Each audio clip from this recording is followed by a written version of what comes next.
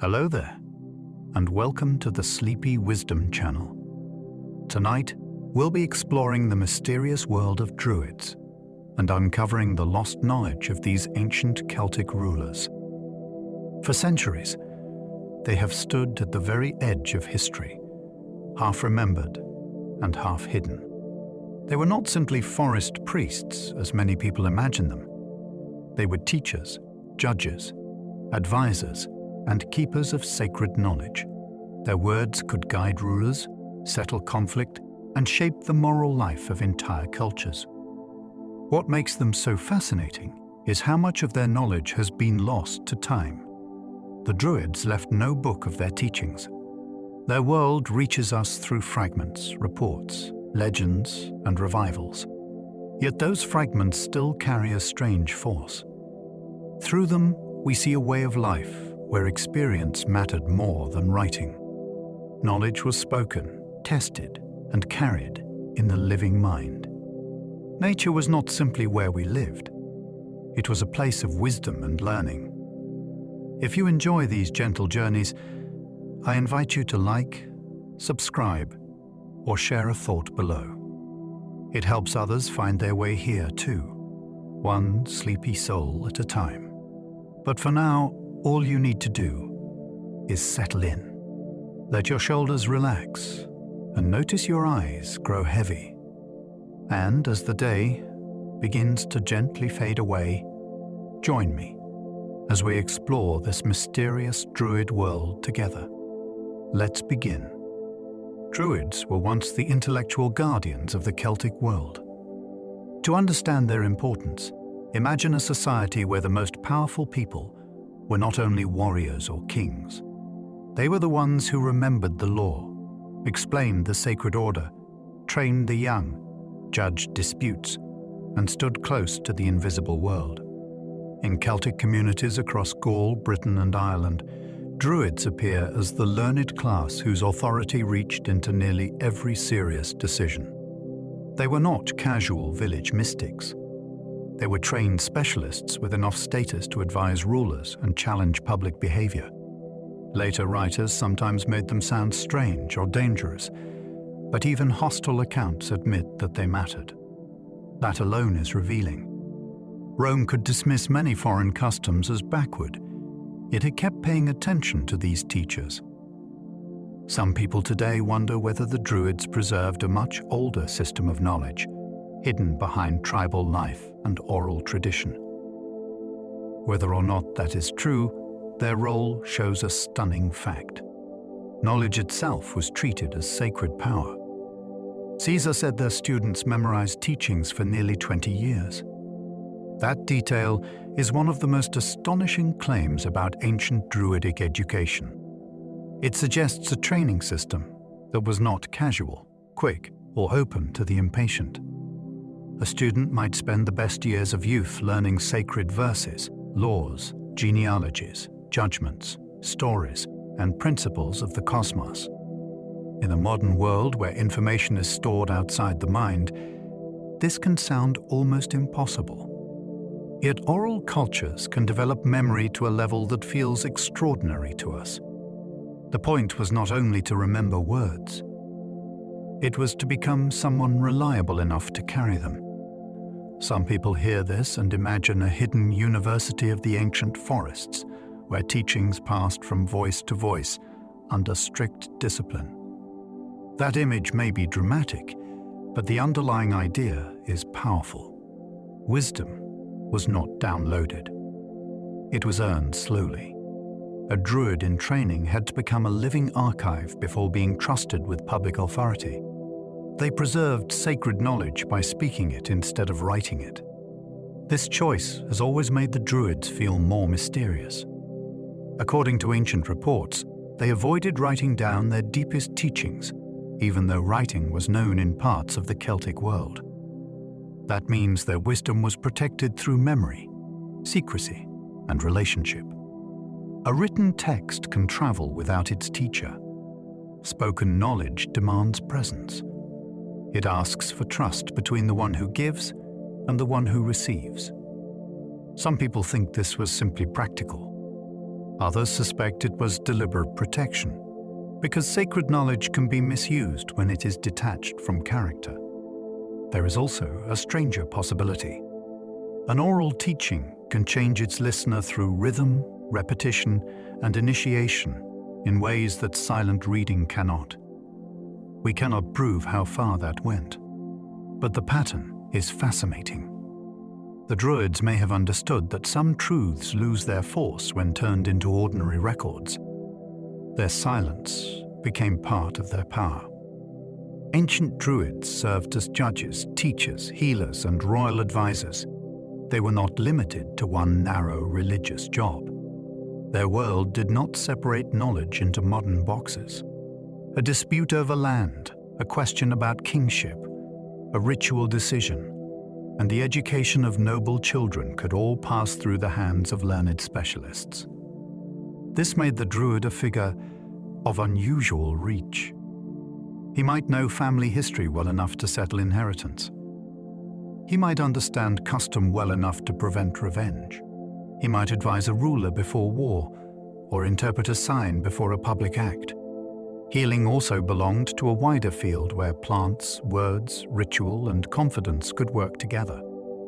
Some people see this as evidence of an ancient holistic intelligence, where law, medicine, education, and spirituality were not treated as separate worlds. Whatever view we take, the social function is remarkable. The Druids stood where practical life touched the sacred. They helped a community decide what was right, not merely what was useful. Roman power feared them because they shaped tribes from within. The empire could defeat armies, build roads, and tax conquered lands, but it understood that deeper loyalty often lived somewhere else. A tribe might surrender its weapons and still keep its memory. It might accept Roman administration and still listen to older authorities. That is where the Druids became politically important. They were not simply performing ceremonies on the edge of society. They helped form the mental world of the people. They influenced values, alliances, traditions, and the meaning of honor. From Rome's point of view, that made them dangerous. Some people have compared this to controlling the teachers before controlling the nation. It is not hard to see why. A soldier can be disarmed in a day, but a worldview can outlive occupation. The Druidic class represented continuity. It carried identity. Even if Roman writers exaggerated their threat, the concern itself tells us something. Ideas can resist conquest more stubbornly than walls. Their sacred authority could stop warfare by commanding public obedience. Ancient writers suggest that among Celtic peoples, the learned religious class could intervene in serious conflict. This does not mean every battle ended with a raised hand and instant peace. Still, the very claim is striking. It tells us that spiritual authority could be strong enough to restrain armed men. In warrior societies, reputation and courage mattered intensely. So a figure who could stand before fighters and demand restraint must have carried immense public weight. Some people hear this and imagine Druids as keepers of a lost peace code, able to interrupt violence because both sides feared breaking sacred order. That may go beyond the evidence, yet it captures something real about their reputation. They were not powerless dreamers. Their words had consequences. If a community believed that law, ancestry, and divine judgment stood behind them, obedience was not weakness. It was participation in a larger order. That is a very different kind of power. Druids taught that the soul continued after the body died. This belief is one reason ancient observers found them so fascinating. The teaching did not simply comfort people at funerals.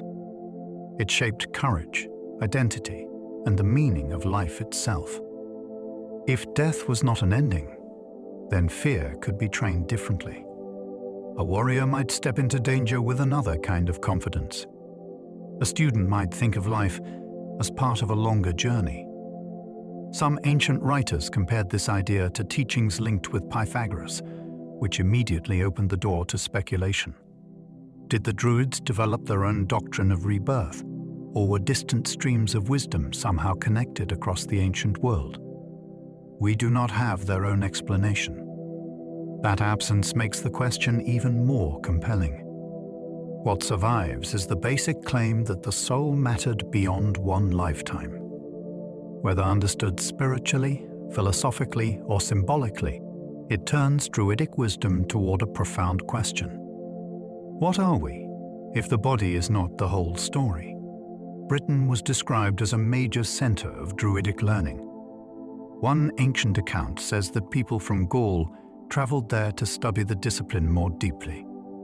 That single idea changes the way we imagine ancient Britain. It was not merely a remote island at the edge of the known world. In this description, it became a respected center of specialist teaching. Students may have crossed water not for trade or war, but for knowledge. Some people take this further and wonder whether Britain preserved older forms of sacred learning that had faded elsewhere. Others point out that islands often become guardians of tradition because separation protects customs from constant outside pressure. Either way, the claim gives the landscape a different charge. Forests, hill forts, rivers, and meeting places become part of a larger intellectual map. We should be careful not to invent more than we know, but the possibility is powerful. The edge of the Roman world may have looked like a frontier, while others saw a school. No ancient Druid left us a surviving book of teachings. This is one of the greatest silences in European history. We have comments about them from outsiders. We have later stories that may preserve echoes. We have archaeological clues that invite careful interpretation. What we do not have is a Druid speaking directly from the ancient world in his own written voice. That absence changes everything. It makes the subject more difficult, but also more magnetic. Every claim must pass through distance, translation, politics, and memory. Some people believe this silence was intentional, a final protection around knowledge meant only for trained initiates. Others think time, conquest, and religious change erased what might once have been known. Both possibilities feel heavy. A whole class of thinkers shaped communities, yet their inner doctrine vanished from the record. This is why the Druids still attract serious historians and wild speculators alike. The missing book becomes almost as powerful as a discovered one, because it leaves a doorway open. Modern Druidry is a revival, not an unbroken ancient priesthood. This matters because it keeps the subject honest without making it less interesting. Today's Druid paths often draw from Celtic myth, seasonal practice, nature reverence, and later tradition. They can be meaningful, sincere, and spiritually rich. Yet they are not a simple continuation of the ancient class described by Roman and Greek writers. Too much was broken, transformed, or forgotten. Some people find that disappointing, but it can be seen another way. A revival reveals what the past still awakens in the present. Modern seekers did not inherit a complete manual. They responded to a call from fragments. They took old names, scattered symbols, and remembered landscapes, then shaped a practice for modern life. That is not the same as ancient authority. It is a new conversation with an old mystery. The distinction protects both sides. The ancient Druids remain mysterious, while modern Druidry becomes a living attempt to learn from what survived. Greek writers placed Druids among philosophers rather than simple priests. That detail is easy to miss, but it is deeply important. To a Greek observer, a philosopher was not only someone with clever opinions. Philosophy meant a disciplined search for truth about life, nature, virtue, and the divine order. When Druids were described in that category, they were being placed among the serious thinkers of the ancient world. This does not prove that they taught the same ideas as Greek schools. It does show that outsiders noticed intellectual depth.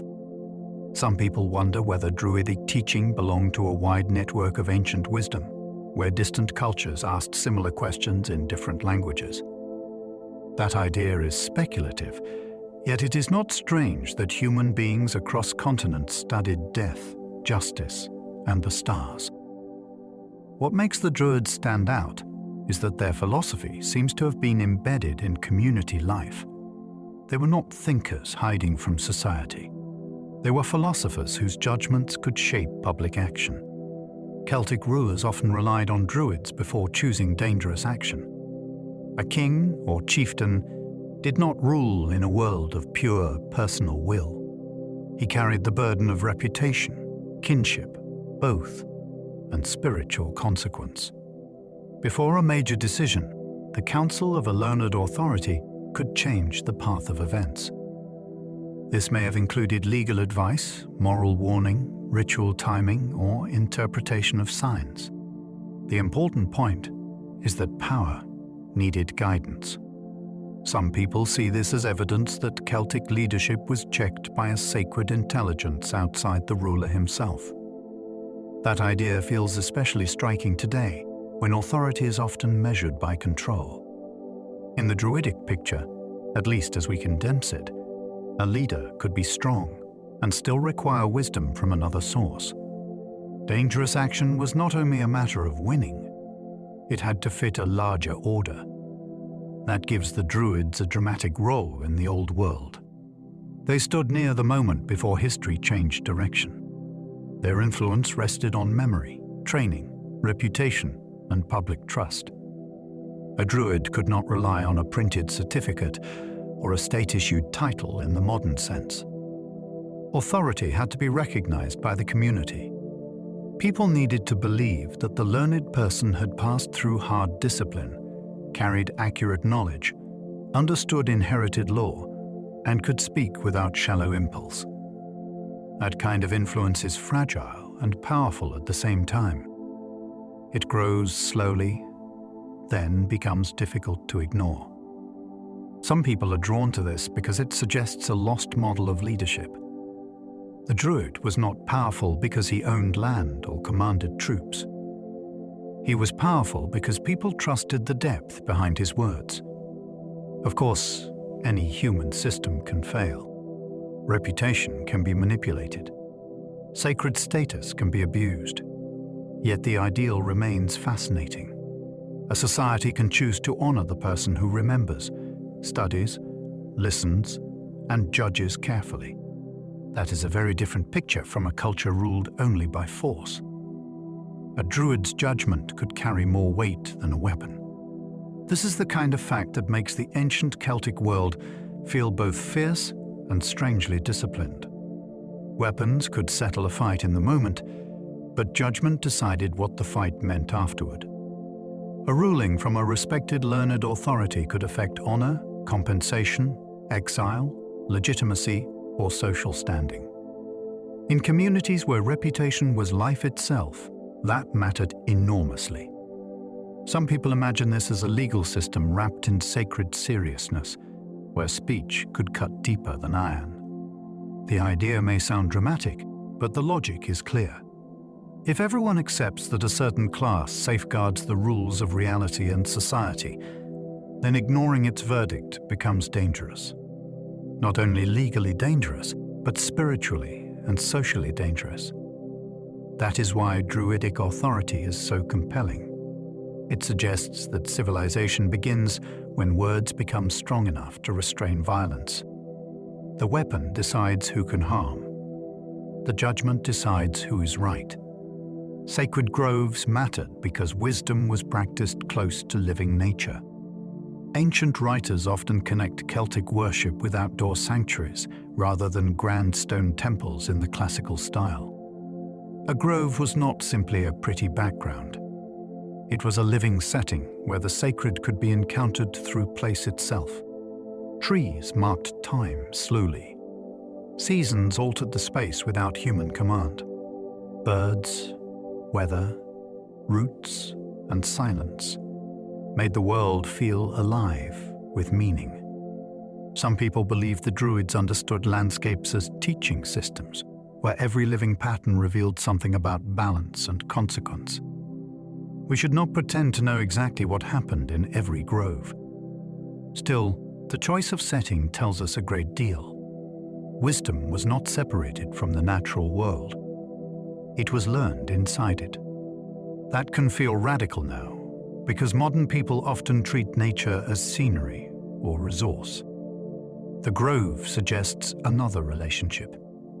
To enter it was to step into a place where human certainty had to become humble. Ancient accounts describe Druids studying stars, gods, and moral law. Those three areas reveal the size of their intellectual ambition. They were not only interested in local custom or tribal memory. They seem to have asked how the heavens worked, how divine powers related to human life, and how people should behave toward one another. That makes their teaching difficult to reduce. It was cosmic and practical at the same time. Some people hear this and imagine Druidic observatories hidden in plain sight through ritual landscapes and seasonal alignments. That possibility must be handled with care, because many claims outrun the evidence. Yet we do know that ancient peoples watched the sky with patience. They needed its cycles for timekeeping, ceremony, farming, and meaning. What is fascinating is the combination. The stars were not merely physical objects. The gods were not merely stories. Moral law was not merely opinion. For the Druids, the universe may have been a single order that human conduct had to respect. The oak became their most famous tree through Roman imagination. The link between Druids and oaks is now so strong that many people assume it was always central, everywhere. In reality, our most famous ancient description comes through a Roman writer, and that matters. Outsiders often notice one powerful scene, repeat it, and shape centuries of imagination. The oak may indeed have been important in Celtic religion. It was long-lived, strong, and impressive. Its name may even connect with learned interpretations of the Druid name, although that remains debated. But the public image of oak-worshipping Druids owes a great deal to later storytelling. Some people find this suspicious, as though Rome handed us a symbolic mask instead of the full truth. Others see something more subtle. Even if the image was filtered, it endured because it felt right to generations afterward. The oak became a sign of rooted wisdom, endurance, and sacred authority. A single tree came to stand for an entire lost class. Mistletoe gained Druidic fame from one striking ancient description. Few plants have gathered so much mystery from so little evidence. The famous account describes a rare ritual involving mistletoe found on an oak, gathered with great ceremony. From that scene grew centuries of fascination. Mistletoe became linked with healing, fertility, protection, and sacred exception. It is strange, because the plant itself does not grow from ordinary soil. It lives attached to trees, which may have made it seem unusual to ancient observers. Some people see this as proof that Druids understood hidden botanical powers. Others believe the ritual meaning mattered more than any physical property. The plant appeared between earth and sky, rooted in another living being, and visibly different from the tree that carried it. That alone could invite sacred interpretation. We must be careful not to build an entire religion from one passage. Yet that is exactly why the detail is so powerful. One preserved scene turned a small plant into a lasting symbol of Druidic mystery. Pliny claimed white-robed Druids cut mistletoe with a golden sickle. The scene is almost cinematic, and that is why it survived in the imagination. A white robe suggests purity or ritual status. A golden sickle suggests precious separation from ordinary tools. The act of cutting a plant becomes a public ceremony rather than simple gathering. Whether Pliny recorded a real rite accurately, misunderstood what he heard, or shaped the scene for Roman readers, the image is unforgettable. Some people have built entire theories from it, arguing that the Druids possessed secret plant knowledge or performed ceremonies timed to rare natural conditions. We cannot confirm those claims with confidence. What we can say is that the report presents ritual as theatre with meaning. Every object mattered. Every gesture carried weight. The plant was not casually taken. It had to be received under the right conditions. That is a profound idea. The sacred was not available through grabbing. It required timing, preparation, and a sense of permission. Many famous Druid images come from outsiders who barely understood them. This is the key to reading the whole subject with both wonder and caution. Much of what people picture today comes through Greek and Roman observers, medieval Christian writers, antiquarians, revivalists, artists, and modern storytellers. Each group added something. Each group also misunderstood something. The ancient Druids became a mirror for other people's fears, dreams, politics, and spiritual longings. Rome could make them look threatening. Romantic writers could make them noble forest sages. Modern seekers could make them ecological guides. None of these images is worthless, but none is complete. Some people say the real Druids are hidden behind layers of deliberate distortion. That may be too simple, yet it captures the frustration. We are always looking through someone else's lens. The challenge is not to strip away every legend until nothing remains. The challenge is to notice how legends grow around a mystery. The Druids fascinate us because the facts and the inventions are tangled together. Roman sources were fascinated by Druids and often suspicious of them. This tension is one reason the subject still feels charged. Roman writers did not describe the Druids with calm neutrality. They looked at them through the eyes of empire, conquest, fear, curiosity, and cultural pride. That does not make every report useless. It does mean every detail arrives with pressure on it. Rome saw a learned class that did not fit neatly into Roman categories. These figures were religious, political, legal, and intellectual all at once. To an expanding empire, that combination could look threatening. Some people believe Rome exaggerated certain claims to justify control over Celtic lands.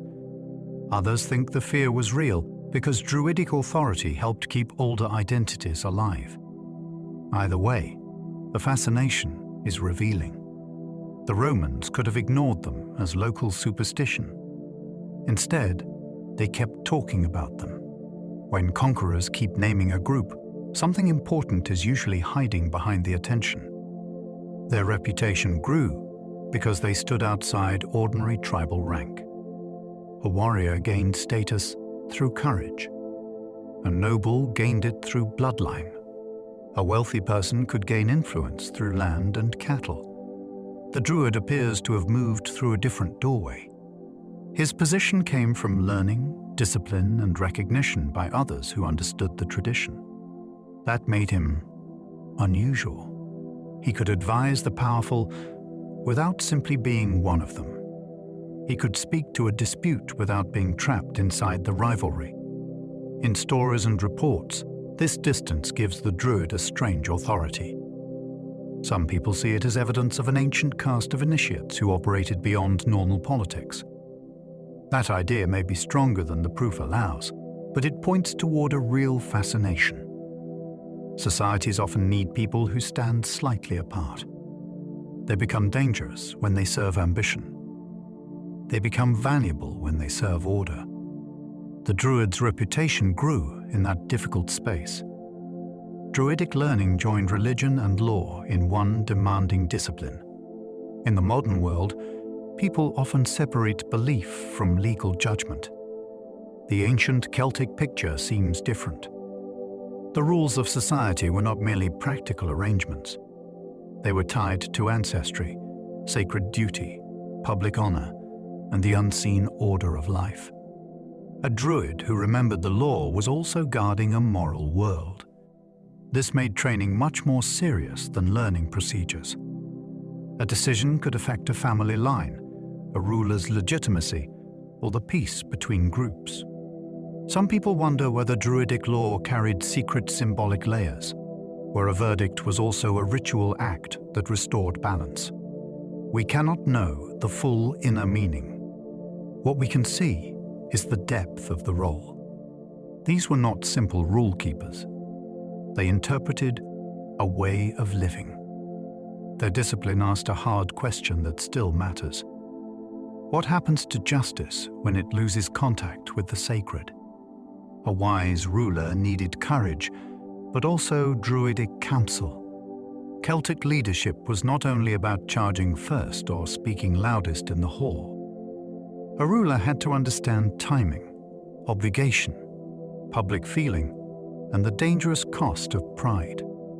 The Druid's presence suggests that power needed a second voice beside it. That voice could warn, restrain, bless, or interpret. In a world where one reckless decision might bring feud or disaster, counsel was not decoration. It was survival.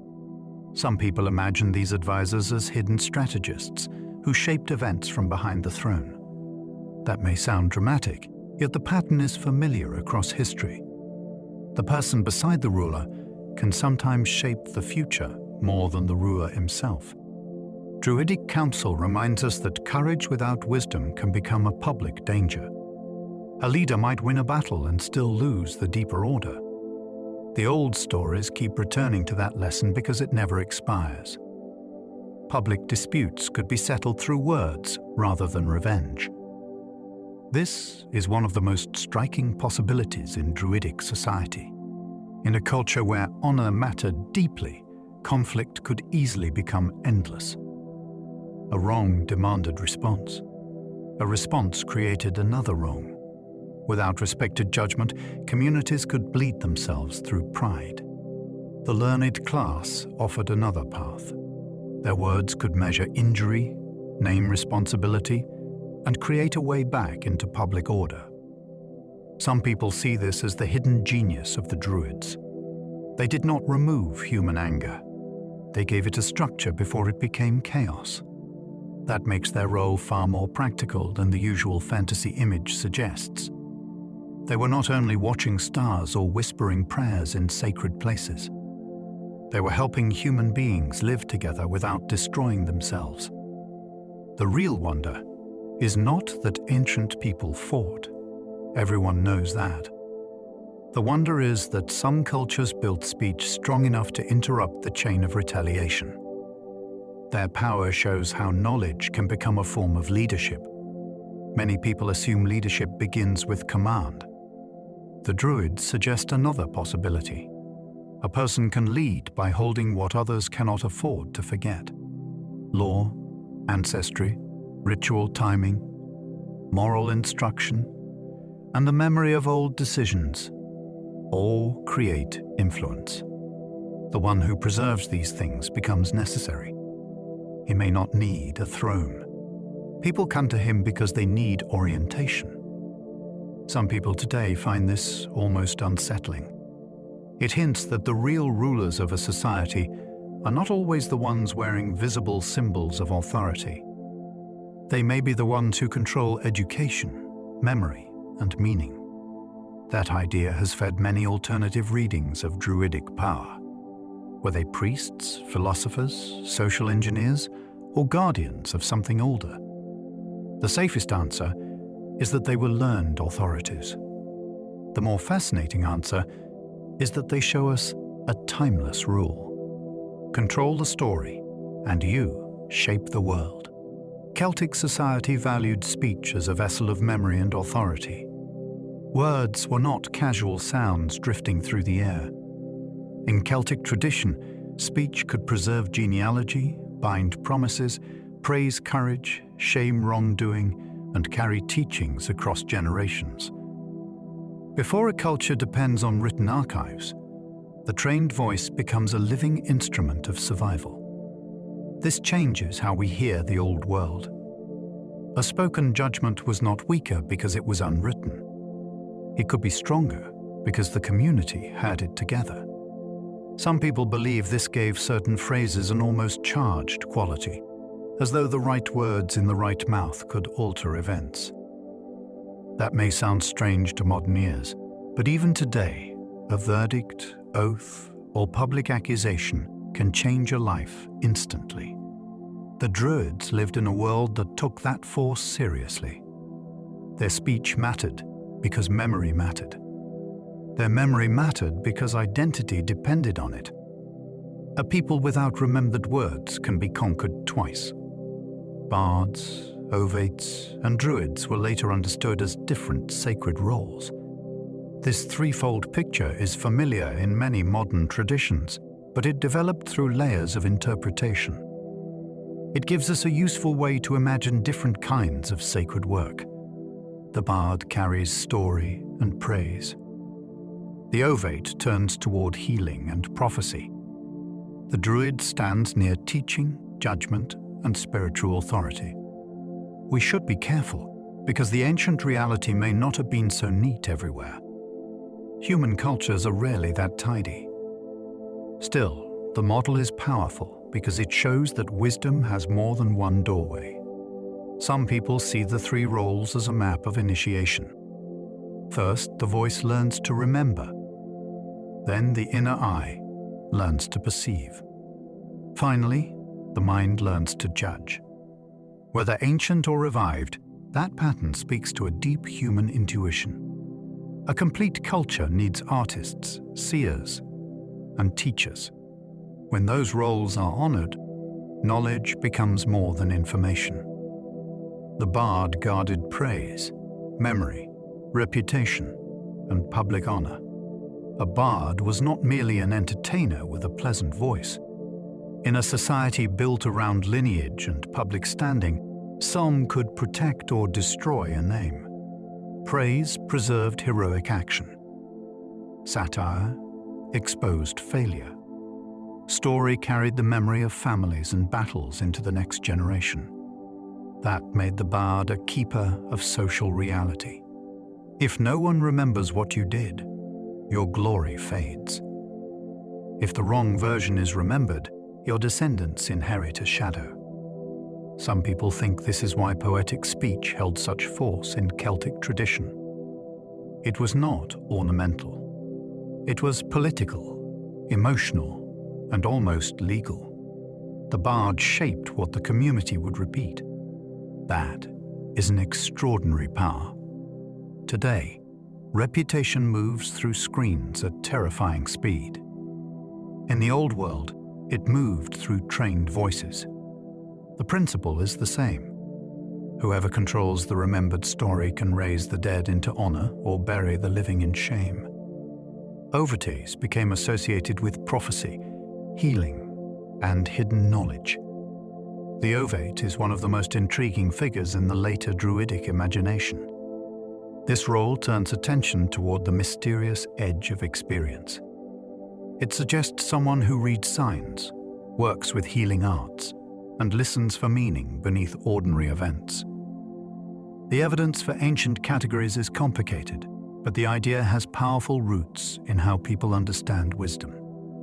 Not all knowledge comes as law or argument. Some arrives through dreams, illness, omens, plants, or moments when the world seems to speak indirectly. Some people connect the ovate with a more ancient layer of shamanic practice. That is speculative, but it explains why the figure feels so magnetic. The ovate stands between the visible problem and the hidden cause. In a community without modern medicine or modern psychology, such a person could hold enormous importance. The role reminds us that human beings have always searched for meaning where certainty runs out. Druids occupied the highest place in many accounts of Celtic learning. When ancient and later sources rank the learned orders, the Druid often appears at the summit. That position matters because it suggests a hierarchy of knowledge. Not every speaker, singer, healer, or advisor held the same authority. The Druid represented a deeper level of training, and public trust. He was expected to understand the principles behind the visible rules. Some people imagine this as the final stage of a long initiatory ladder. A person might begin with memory, pass through ritual understanding, and eventually become capable of guiding law, teaching, and sacred interpretation. We cannot prove a single system across all Celtic lands. Still, the repeated prestige of the Druid tells us that something exceptional was being recognized. The highest place was not granted for charm. It had to be earned through mastery. That idea alone is fascinating. Ancient society placed its deepest respect on the person trained to understand meaning. Ancient Ireland remembered Druids through stories more than historical records. In Ireland, the Druid often reaches us through mythic and heroic literature. These tales were written down after Christian influence had changed the island's intellectual world. That means the figure we meet is already transformed. He may be a memory of pre-Christian authority, a narrative device, a rival to saints, or a symbol of older power. Sometimes he advises. Sometimes he predicts. Sometimes he contests the new religious order. This makes the Irish Druid difficult to pin down, but deeply interesting. Some people believe these stories preserve coded fragments of real practices. Others think they reveal how later writers imagined a fading past. Both views can be useful. A story does not need to be a modern report to preserve meaning. It can keep patterns alive long after institutions vanish. In Ireland, the Druid survived not as a textbook figure, but as a presence moving through the great tales. Cathbad became one of the most famous Druids in Irish legend. He appears in the Ulster cycle as a learned and formidable figure connected with kings, warriors, and prophecy. His name is tied to moments where speech does not merely describe the future. It helps summon it into awareness. That is what makes him so compelling. He is not famous because he fights battles. He is famous because he understands the weight behind events before others do. Some people see Cathbad as a memory of the old intellectual class preserved inside heroic storytelling. Others read him as a mythic archetype of the dangerous teacher. He knows more than is comfortable. In tales of glory, such a figure brings depth and warning. He stands beside youth, ambition, and royal power, then reminds everyone that destiny has a price. Whether historical or literary, Cathbad shows how Druidic authority could survive in imagination. The warrior may win attention, but the seer explains the meaning of the victory. His prophecy helped shape the destiny of the hero Cu Chulainn. In the famous tradition, the young hero hears that whoever takes up arms on a certain day will gain everlasting fame, though life will be short. This is not just a dramatic prediction. It is a test of values. The hero chooses glory despite the cost. The Druidic word becomes the doorway through which destiny enters. Some people see this as a coded teaching about the power of naming time. A day is not empty. It can carry consequence. A choice made under a certain sign becomes part of a larger design. Whether we read the story literally or symbolically, the psychological force is undeniable. A young person hears what greatness will demand, then steps forward anyway. The prophecy does not force him like a chain. It reveals the bargain. That is why the tale still grips the mind. Wisdom can be terrifying when it tells the truth before the price is paid. Irish tales often present Druids as advisors at royal courts. This setting places them at the center of decision, rather than at the edge of folklore. A court is where ambition gathers. It is where alliances form, insults land, marriages are arranged, and danger enters wearing polite clothing. The Druid in that space becomes more than a ritual specialist. He becomes a reader of people and consequences. He knows that a ruler's mistake can spread through the whole kingdom. Some people imagine these court druids as ancient intelligence advisors, trained to read omens, motives, and political pressure at once. That image may be modern in flavor, but it captures the dramatic function. The king sees the immediate problem. The druid sees the pattern around it. This is why the figure appears so often near power. Where choices become dangerous, societies seek someone who can speak from a deeper frame. The court needed wealth and warriors. It also needed warning. Some legends show druids blessing kings before their authority was secure. A crown or title is not always enough. In older societies, rule often needed recognition from powers beyond simple force. A blessing could mark the difference between a strong man and a legitimate ruler. In that sense, the druid's role was not decorative. It helped transform ambition into accepted authority. Some people see this as a sign that kingship once depended on a contract with the sacred landscape itself. The ruler was not merely over the people. He was responsible for the balance of the realm.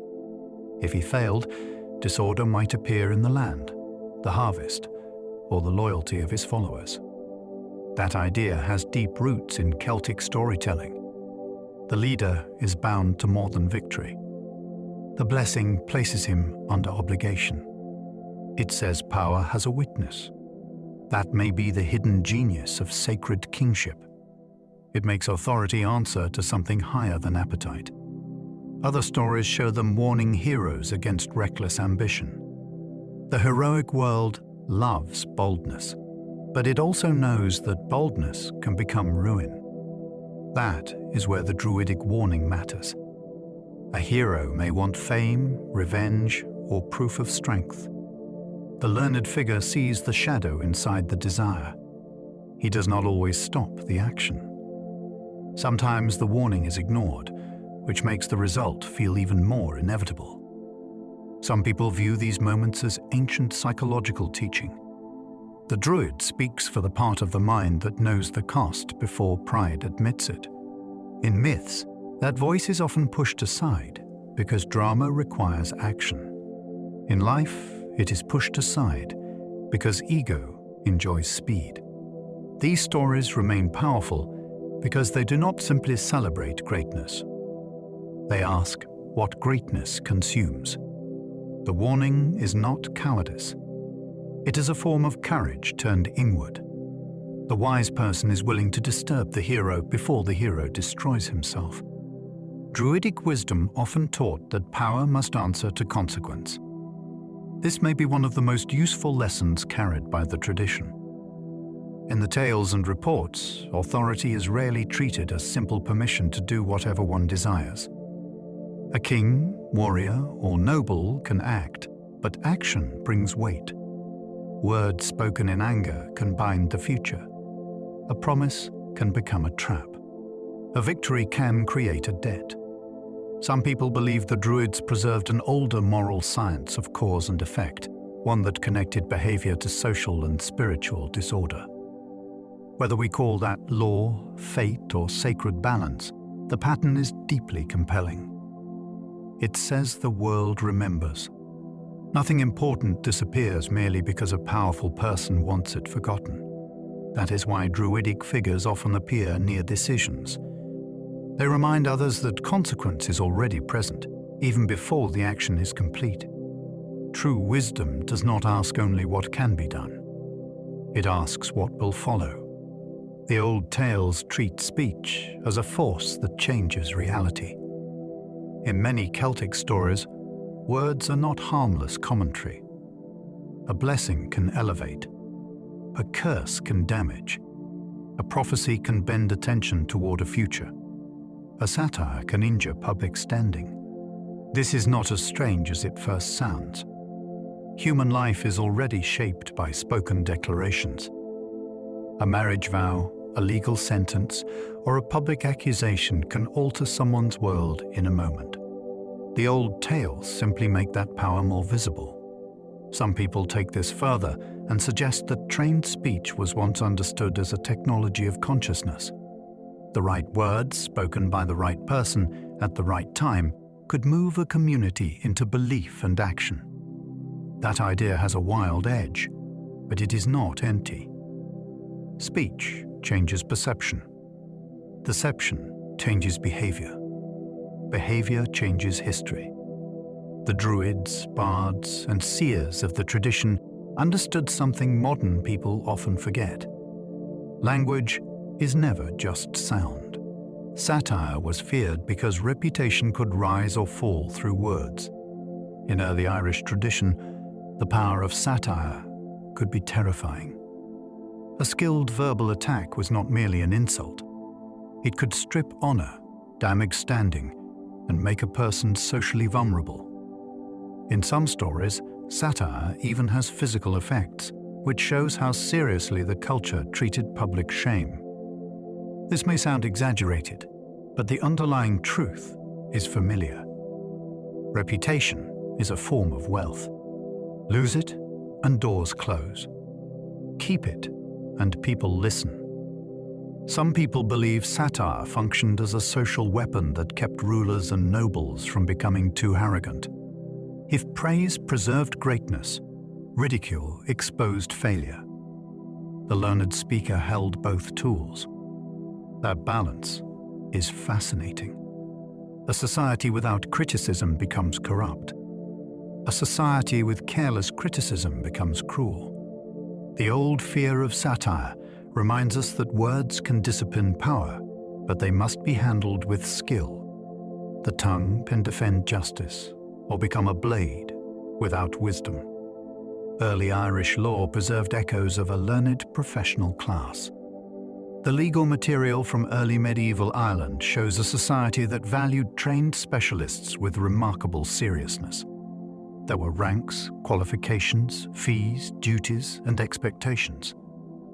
This world was not identical to the older Druidic order, but it may preserve traces of how learned authority worked in Celtic culture. Knowledge had structure. Memory had status. Professional learning could shape social life in precise ways. Some people look at these laws and wonder whether they are the fossil imprint of an earlier sacred system after it had been transformed. That idea cannot be proven in a simple way. Still, the continuity of respect for learned roles is hard to ignore.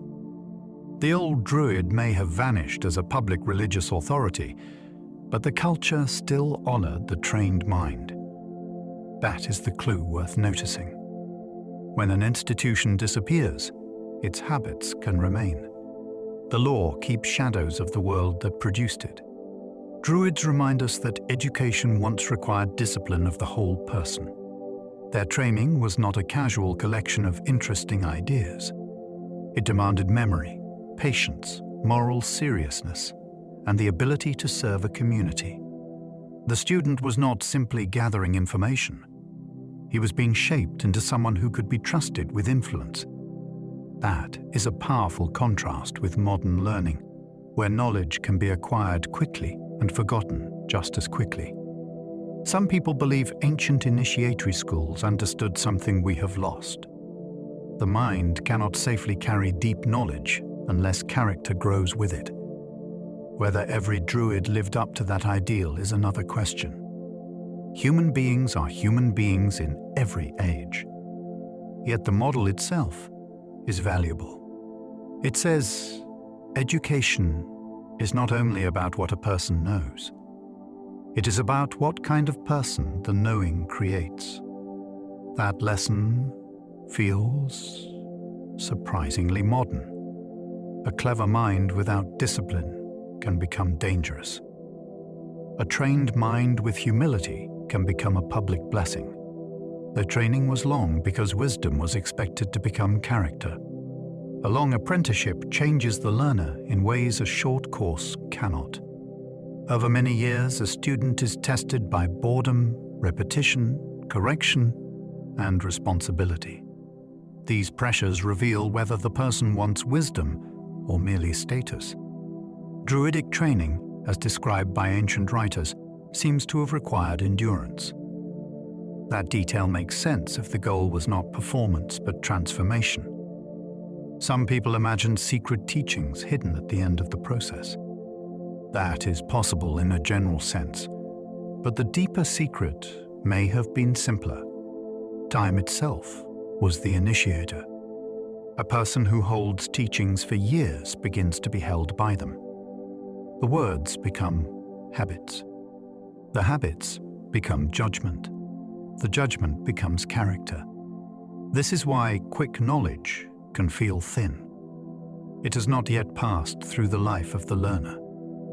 The Druids remind us that the slow path may not be inefficient. It may be the point.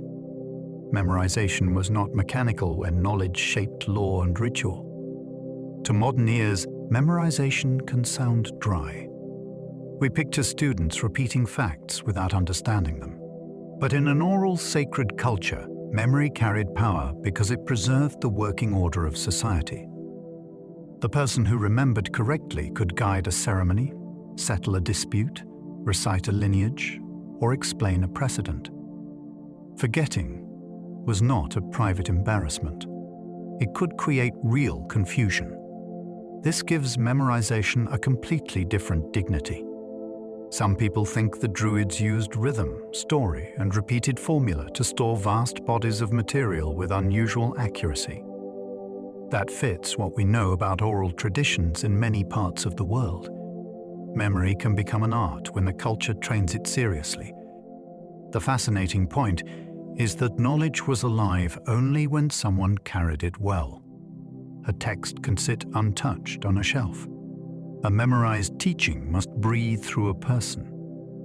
That makes the learner responsible in a very intimate way. Oral tradition protected teachings by placing them inside living minds. A book can be stolen, burned, copied badly, or read by someone unprepared. A teaching held in a trained mind is different. It can be guarded by silence. It can be given only when the teacher judges the student ready. It can arrive with tone, context, correction, and example. That may be why some ancient traditions trusted speech more than writing for their deepest material. Some people believe the Druids used this method to preserve knowledge that outsiders were never meant to possess. That idea has fueled endless speculation. Secret astronomy, hidden healing, ancestral lore, and spiritual doctrine have all been imagined behind the silence. We should not claim more than we can know. Yet the protective logic is real. Oral transmission creates a gate. It prevents knowledge from floating loose without responsibility. In that sense, the living mind becomes both library and lock. The key is relationship, not ink. Forgetting a teaching could mean losing a bridge to the past. In a written culture, the past can survive even when few people care about it. In an oral culture, indifference is fatal. If the claimed carriers disappear, whole worlds can vanish. A genealogy, a ritual phrase, a legal memory, or a story of origin may depend on one chain of voices. Break the chain, and the bridge collapses. This gives Druidic learning a tragic intensity.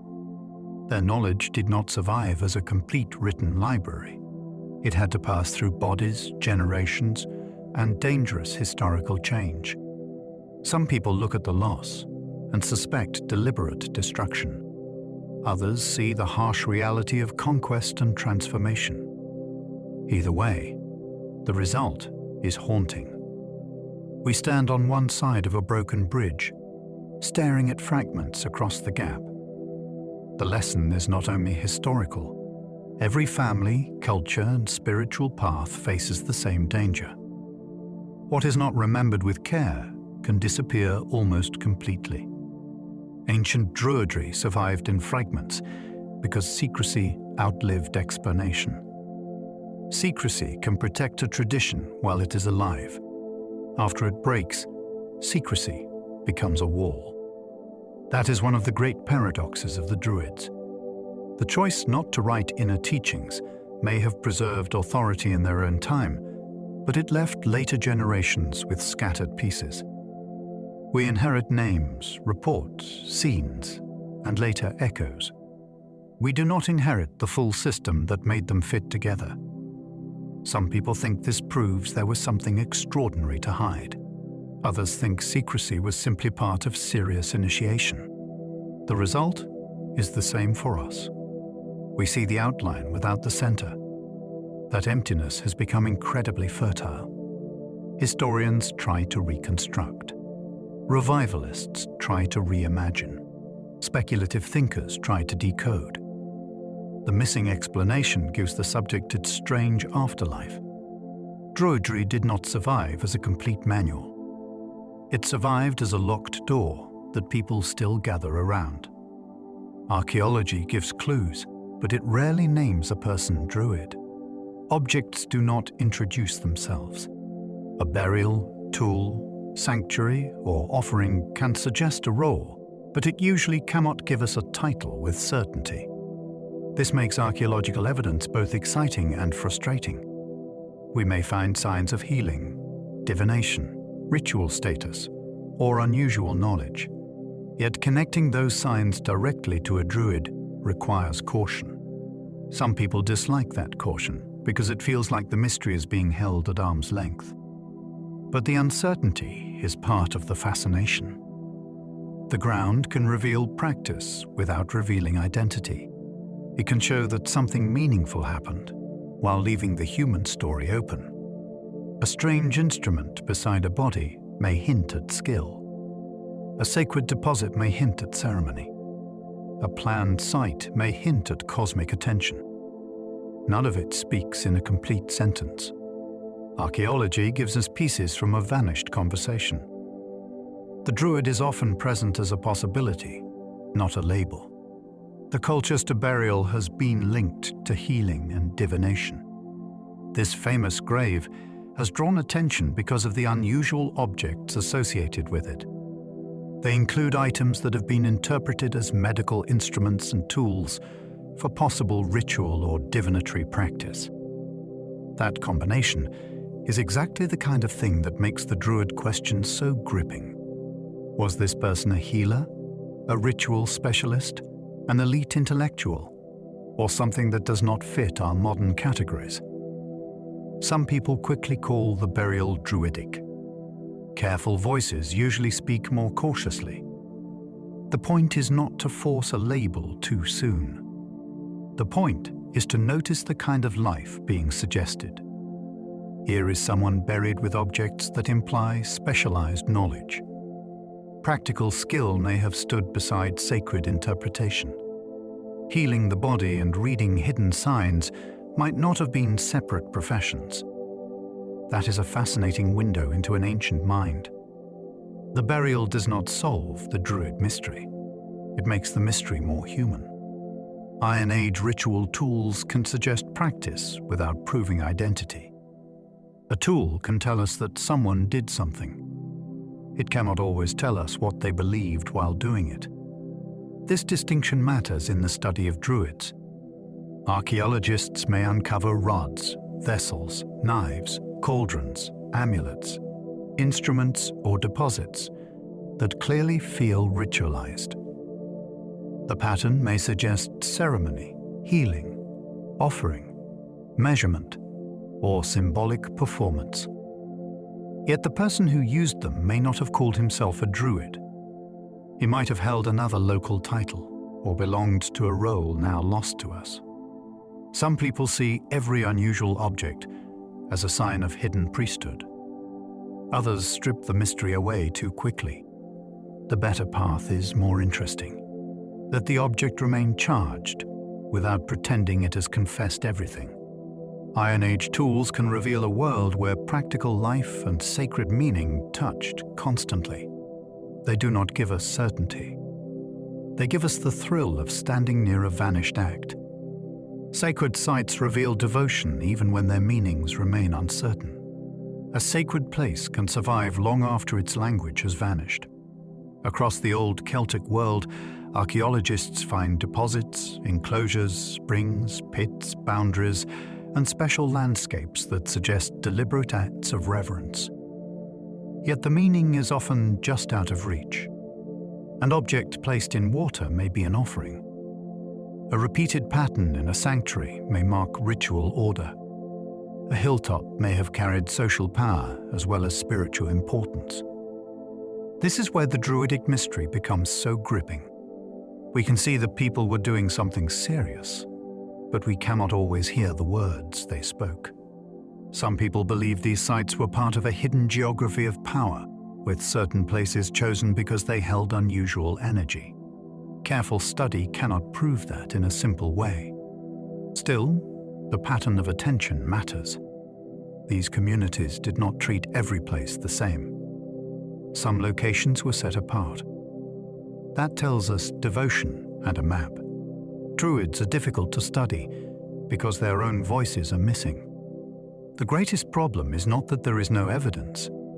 The problem is that the evidence often comes from everyone except the people we most want to hear. Outsiders describe them. Later storytellers reshaped them. Modern movements reimagined them. The original teaching voice is absent. This creates a strange kind of historical silence. We can study what others feared, admired, mocked, or remembered. We can examine objects and compare patterns. Yet the inner explanation remains missing. Some people say this is exactly how the Druids wanted it. They believe secrecy protected knowledge from being captured by enemies or misused by the unready. Others think the silence is simply the result of time and conquest. Either way, it makes every conclusion feel unfinished. That is frustrating, but it is also why the subject refuses to die. A fully explained tradition becomes history. A half-hidden one becomes a permanent invitation. Roman reports may preserve facts while also serving Roman politics. This is the difficult balance at the heart of Druidic history. Roman authors could be observant, educated, and close to events. They could also write with an agenda. When an empire describes the people it conquers, the description often justifies the conquest. That does not mean every detail is invented. It means every detail must be handled carefully. A real custom can be exaggerated. A rare event can be made to sound normal. A respected class can be made to look threatening. Some people believe Rome deliberately darkened the image of the Druids to make suppression appear necessary. Others think Roman fear reveals how strong Druidic influence truly was. The fascinating point is that both could be partly true. Propaganda often works best when it bends real things. So the Roman record becomes a puzzle box. It offers clues, but every clue asks who benefited from telling the story that way. Caesar's Druids help us see both history and propaganda at once. His account is one of the most important ancient descriptions, but it cannot be read like a neutral field report. He was a general, a politician, and a man explaining foreign peoples to a Roman audience. That means his Druids are historical figures and literary tools at the same time. He presents them as powerful, organized, learned, and influential. He also places them inside a picture that helps Rome understand why Gaul mattered. Some people see his description as the nearest doorway into real Druidic society. Others see it as an imperial lens that turns living traditions into manageable categories. The truth may sit uneasily between those views. Caesar likely preserved valuable information, but he also shaped it for his world. That makes his account fascinating rather than useless. We are not simply reading about Druids. We are watching Rome create a version of the Druids that Rome could explain, fear, and eventually dominate. Tacitus described Anglesey as a dramatic center of resistance. His account of the Roman assault on the island gives us one of the most intense scenes connected with the Druids. The island, known to the Romans as Mona, appears as more than a military target. It becomes a place of symbolic confrontation. Roman soldiers advance toward a shore where resistance is not only armed, but spiritual and psychological. The description is charged with fear, spectacle, and imperial drama. Some people believe the scene preserves a real memory of Anglesey as a major sacred stronghold. Others think Tacitus intensified the picture to make Roman victory feel larger. Either reading is fascinating. A normal battlefield becomes a meeting point between empire and older sacred authority. The Romans were not merely taking land. They were attacking a place that seemed to concentrate defiance. Anglesey matters because it shows how a landscape can become a symbol. Conquer the island and you strike the spirit behind the resistance. The Roman attack on Mona became a symbolic blow against Druidic power. The assault mattered because it targeted more than fighters. It reached toward the spiritual nerve of opposition in Britain. If Mona was indeed a major Druidic center, then attacking it was a strategic act against memory, teaching, ritual, and morale. Rome understood that power is not held only in forts. It is held in places people believe are sacred. Some people see this event as one of history's great attempts to break an indigenous knowledge system. That may be a dramatic way to phrase it, but the logic is clear. Remove the advisors.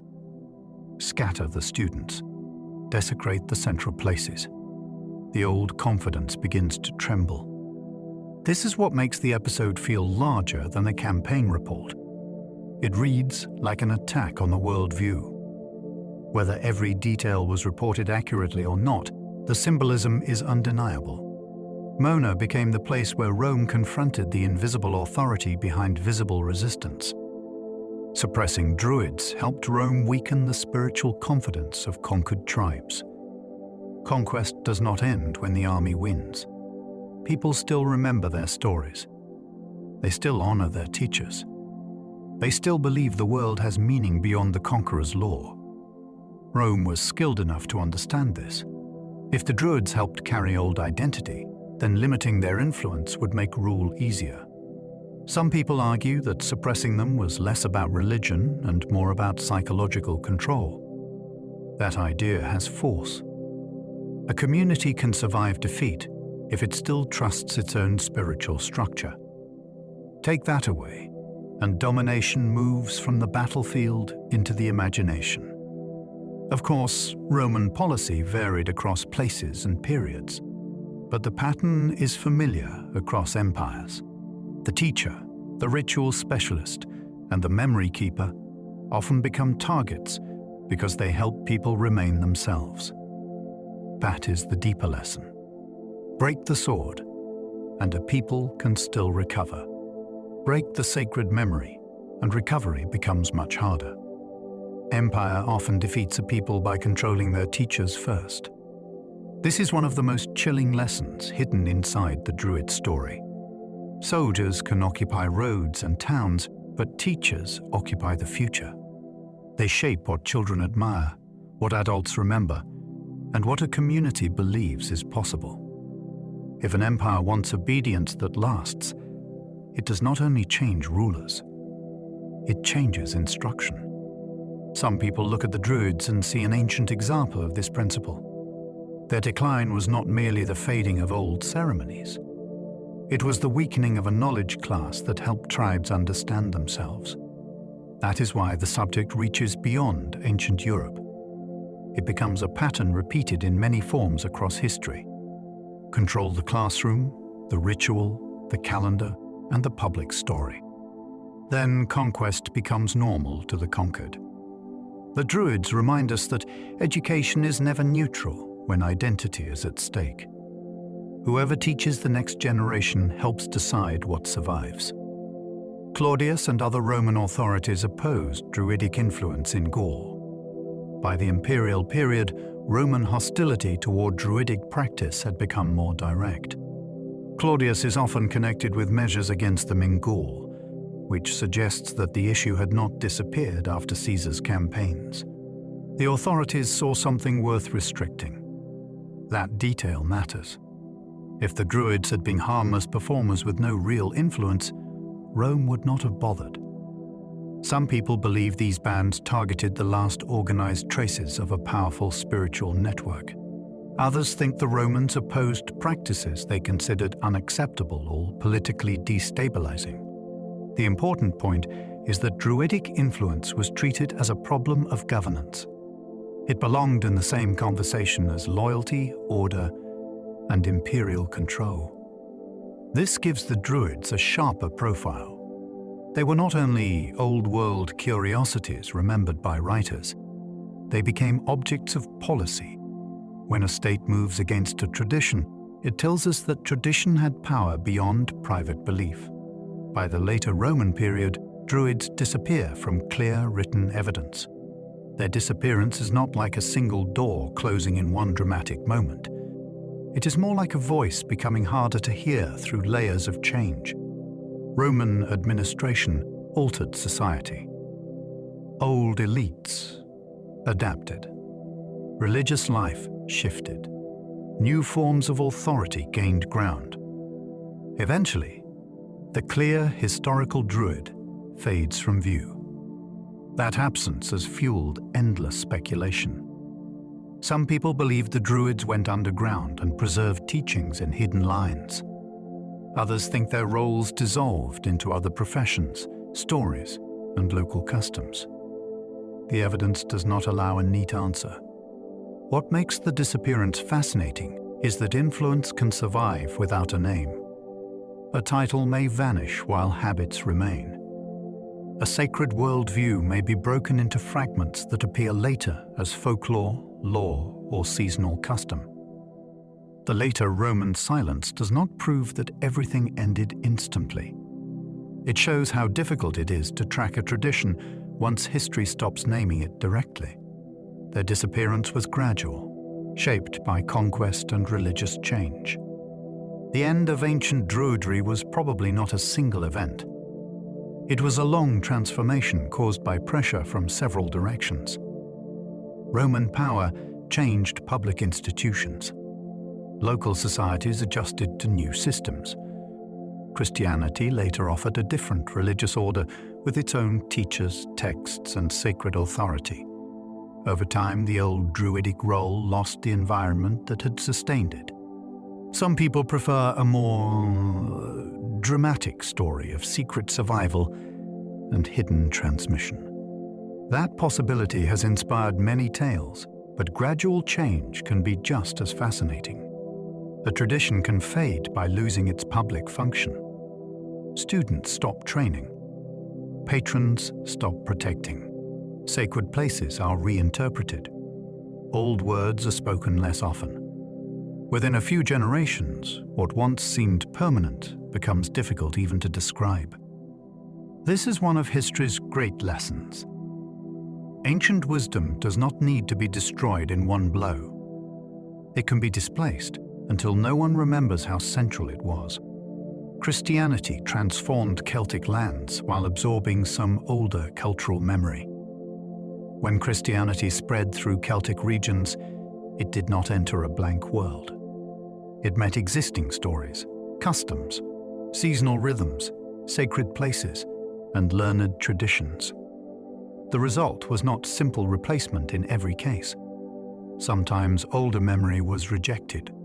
Sometimes it was reshaped. Sometimes it survived inside new language. Saints appeared in landscapes that had long carried significance. Old heroic tales were written by Christian scribes. Formerly sacred patterns could be given new explanations. Some people believe this process preserved hidden Druidic material beneath Christian surface forms. That claim can easily outrun the evidence, but cultural absorption is real. People rarely stop being themselves overnight. They reinterpret. They translate. They carry familiar meanings into new frameworks. This makes Celtic Christianity especially intriguing to many modern seekers. It feels layered. Beneath the written religion, there may be older habits of imagination still moving. The Druidic past did not simply vanish. Some of it may have changed clothing. Medieval monks preserved tales that still carried pre-Christian shadows. The survival of Irish and Welsh myth owes a great deal to Christian scribes. That fact is remarkable. The very people who belong to the new religious world helped preserve stories rooted in an older one. They copied tales of warriors, otherworld journeys, strange beings, prophetic figures, and sacred kingship. They may have changed details, softened elements, or framed them through Christian understanding. Yet without them, much would be gone. Some people suspect that monks preserved more than they openly explained. Perhaps certain images, names, and story patterns carried meanings inherited from earlier sacred teaching. That idea is hard to prove, but it is easy to understand why it fascinates. A manuscript can become a vessel with two histories inside it. One history belongs to the scribe. The other belongs to the memory he records. The Druidic shadow appears in this tension. The old world survives because the new world could not fully forget it. The surviving myths are Christian manuscripts with older voices inside them. This creates one of the most fascinating puzzles in Celtic tradition. We read stories written in a Christian age, but many of the characters and patterns feel older. Kings consult seers. Heroes face taboos. Strange women appear with sovereignty. The other world presses close to ordinary life. None of this gives us a clean transcript of ancient Druidic teaching. It gives us layered material. The voice on the page belongs to a later culture, yet older rhythms may still move beneath it. Some people treat these myths like coded documents, believing that lost religious knowledge can be reconstructed from repeated symbols. That approach can become reckless, but it also notices something important. Stories remember what formal history forgets. A myth can carry an old worldview without explaining it like a textbook. That is why these manuscripts are so valuable. They are not windows of clear glass. They are stained glass. Light comes through, but it has been colored by time. Druidic tradition became a mystery partly because preservation changed it. A tradition can survive and still become unfamiliar to itself. When stories pass through new religions, new languages, and new political realities, they are not frozen. They adapt. Some meanings are protected. Others are hidden, softened, or misunderstood. This is exactly what makes Druidic material so hard to recover.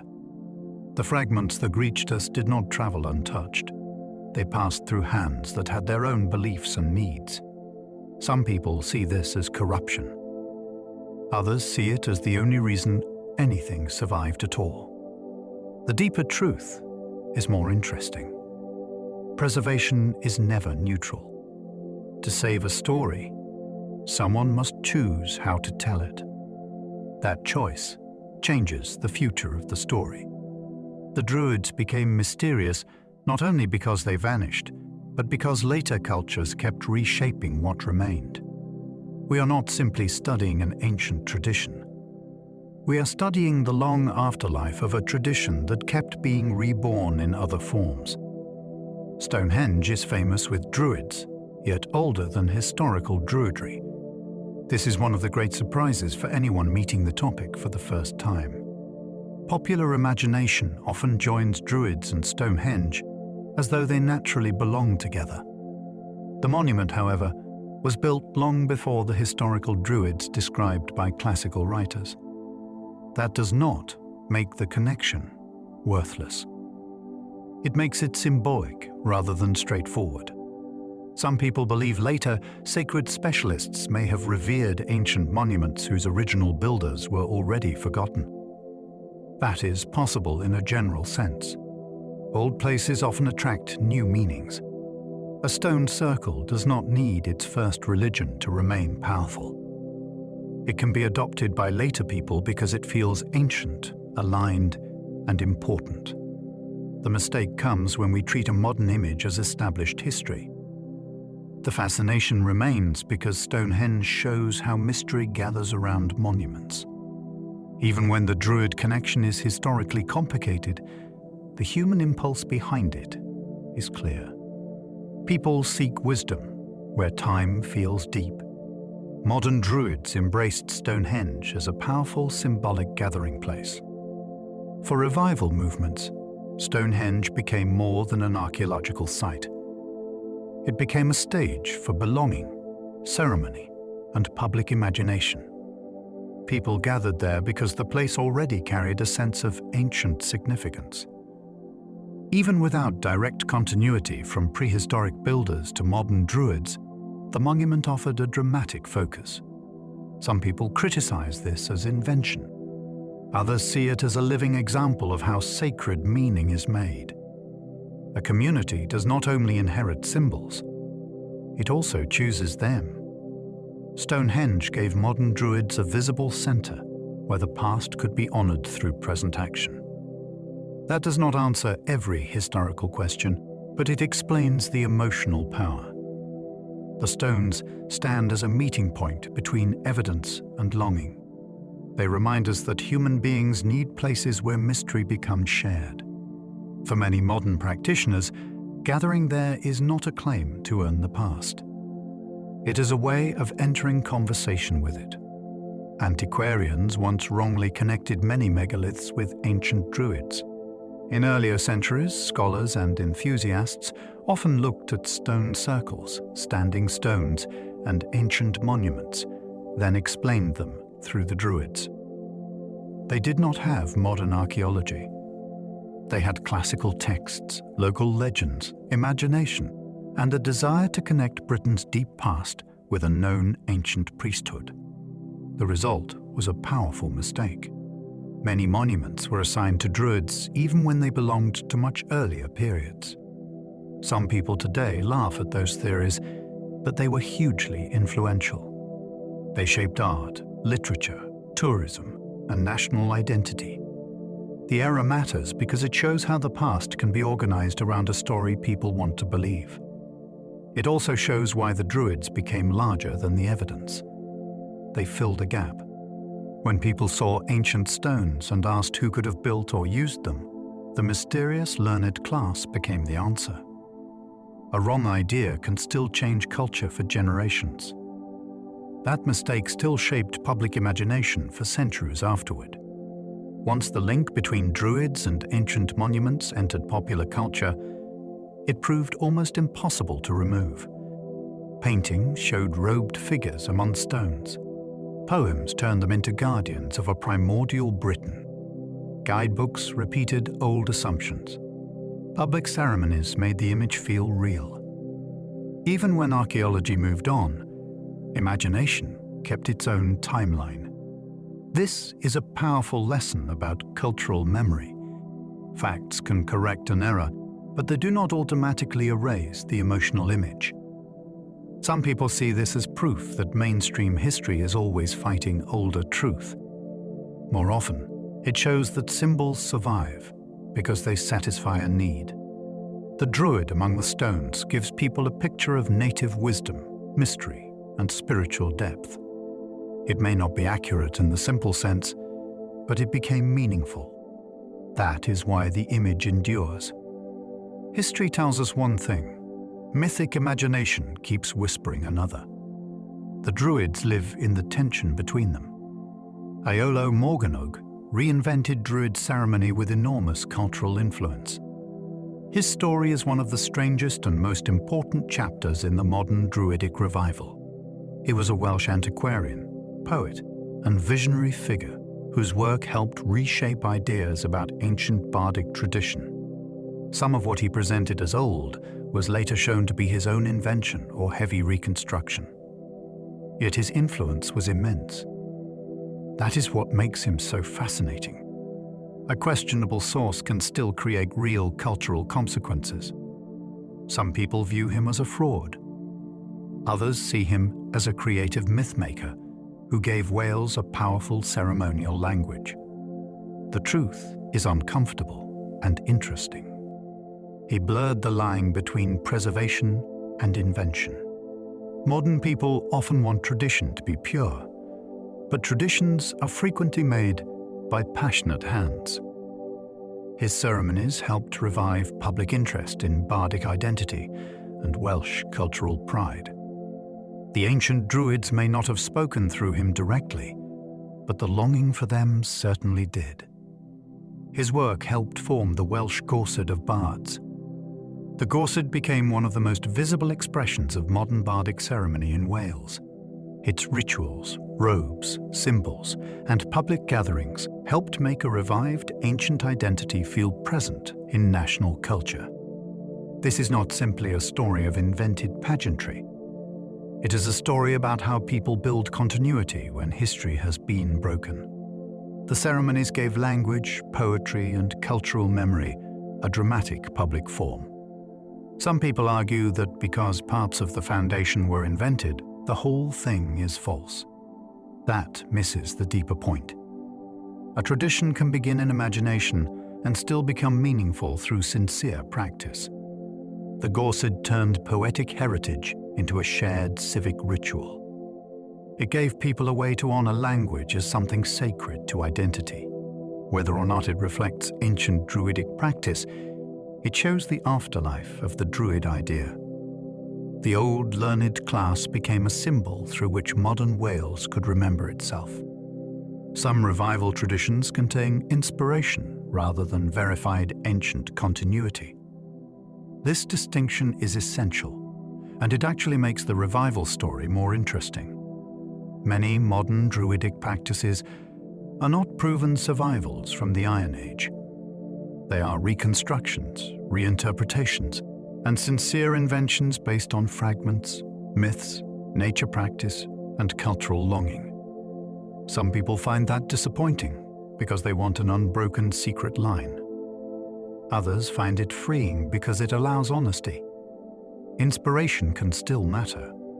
A practice does not need to be ancient in every detail to be spiritually serious. The danger comes when imagination is sold as certainty. The opportunity comes when imagination is used with respect. Revival traditions often ask a different question from historians. Not only what exactly happened, but what can this old mystery teach us now? That question has power. The ancient Druids remain hidden behind the record. Modern Druidry stands in the open, shaped by the desire to listen across time without pretending the gap is gone. Romantic Britain turned Druids into symbols of native wisdom. During the Romantic period, the Druid became more than an ancient religious figure.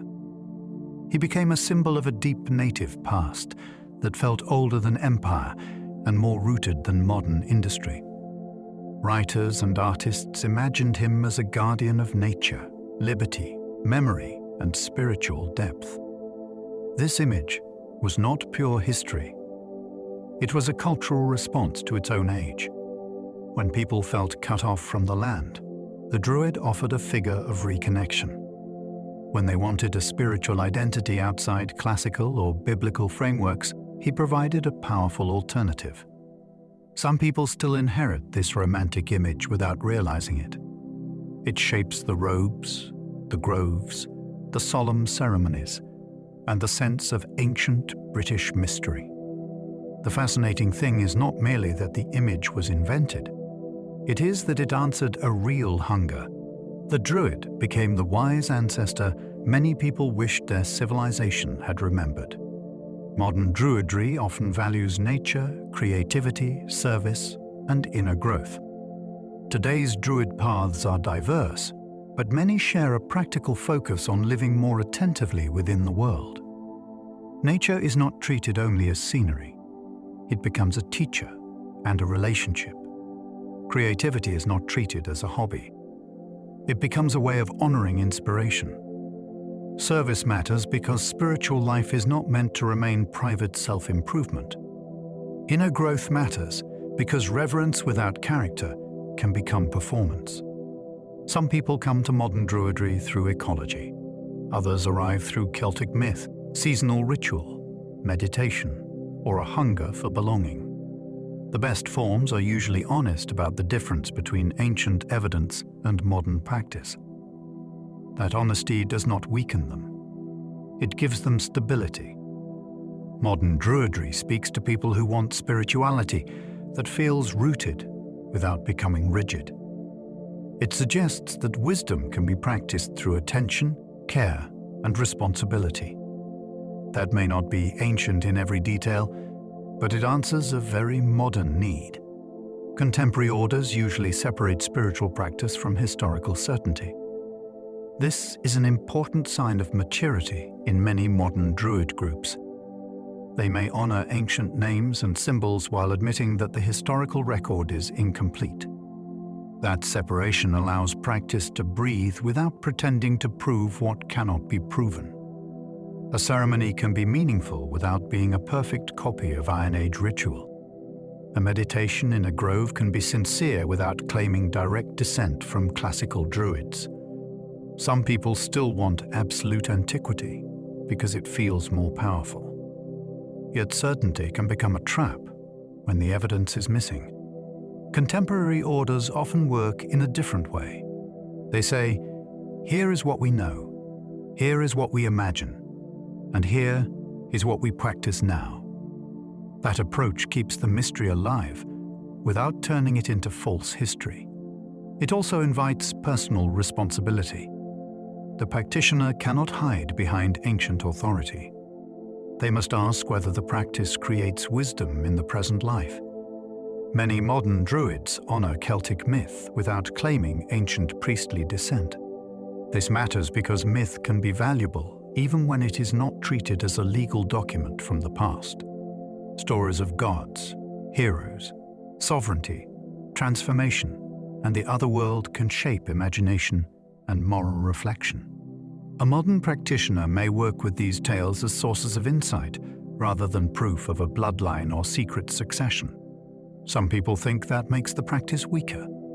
In reality, it can make it more honest and more flexible. The myths become teachers, not evidence forced into service. They open questions about courage, desire, loss, obligation, and the unseen dimensions of life. Modern Druids can honor them through study, ritual, art, and seasonal reflection. This does not require pretending to be ancient priests reborn in a straight line. It requires respect for the material and care in interpretation. The past becomes a partner rather than a possession.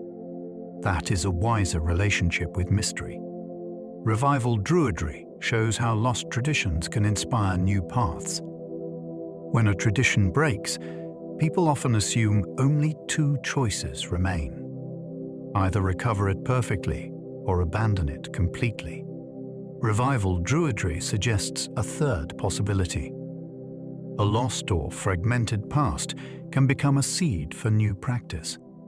The result is not the same tree that once grew. It is a living response to what remains. Some people see this as romantic invention. Others see it as spiritual creativity with roots in history. The difference depends on honesty. When revival admits its sources, gaps, and choices, it becomes a meaningful bridge rather than a fake archive. This has wide relevance beyond Druidry.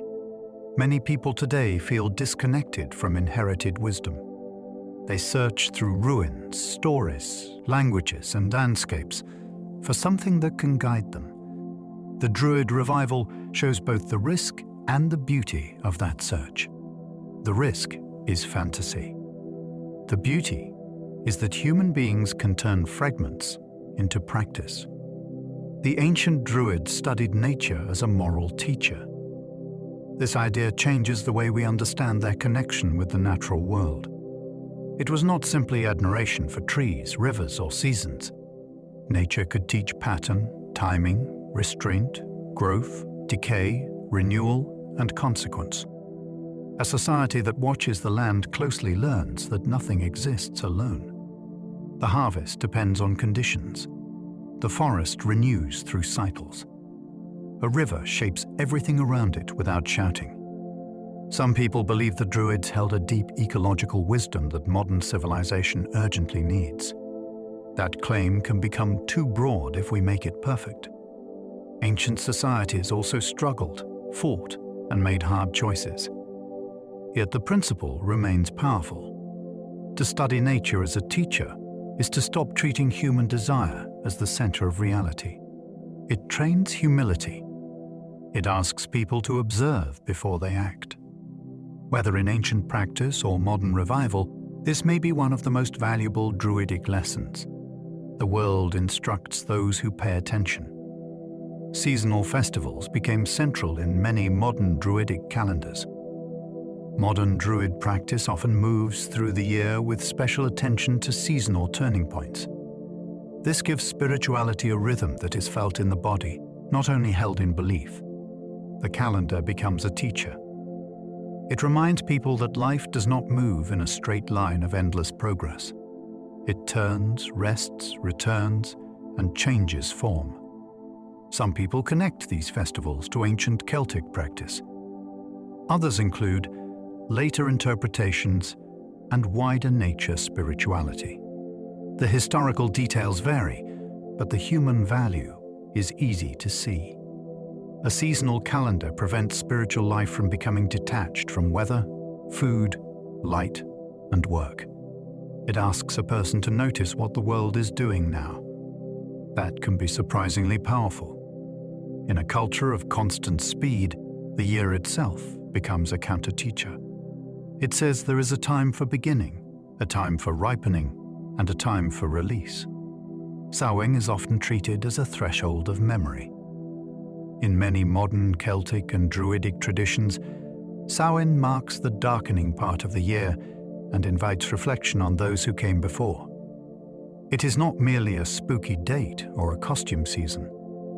At its deepest, it is a moment when memory becomes a practice. Families, ancestors, lost communities, and unfinished histories come closer to the mind. Some people believe this season opens a thinner boundary between the living and the dead. Others understand that idea psychologically as a way to honor grief and continuity.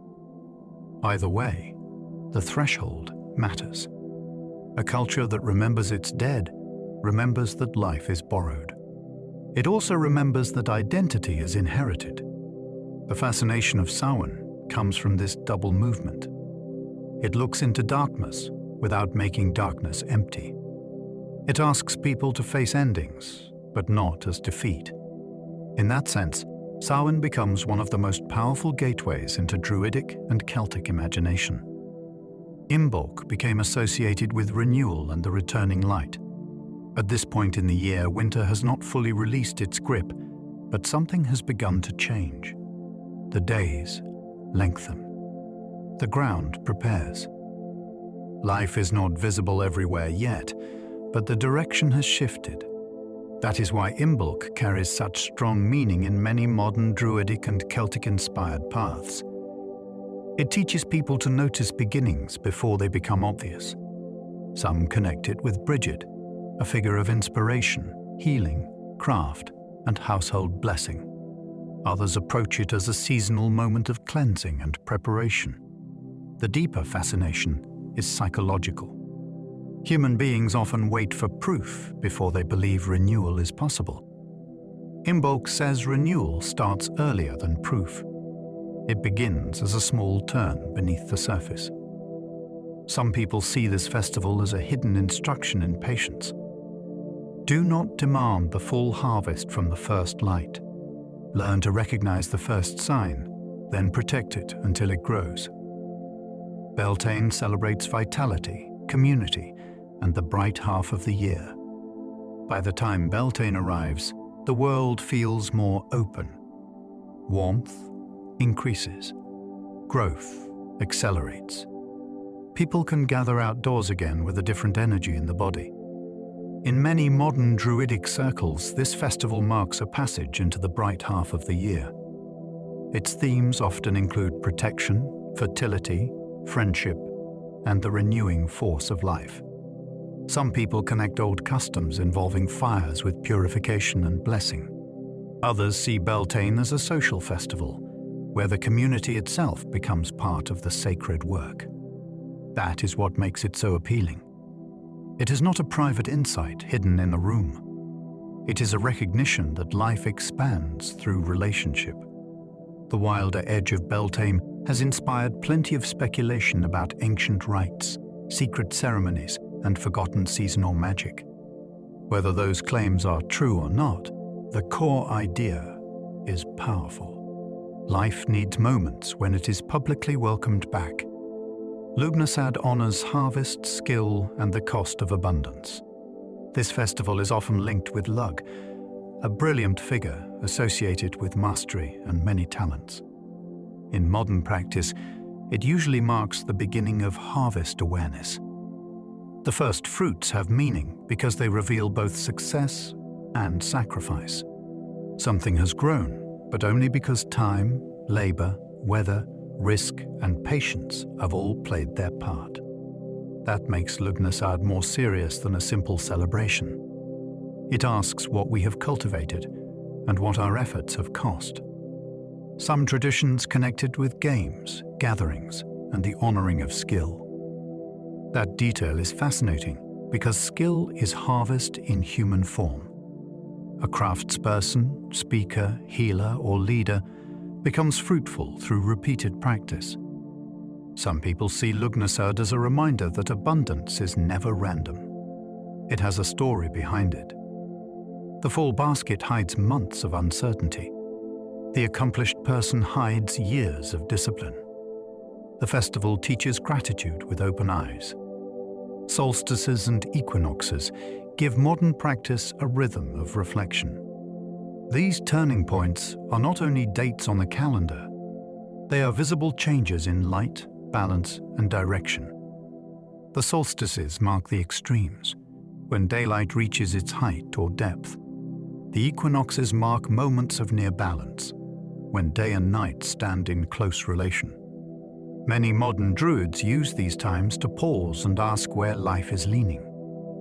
Some people believe ancient sacred sites were designed with careful attention to solar alignments. Others prefer to approach the matter without dramatic claims and simply watch the sky.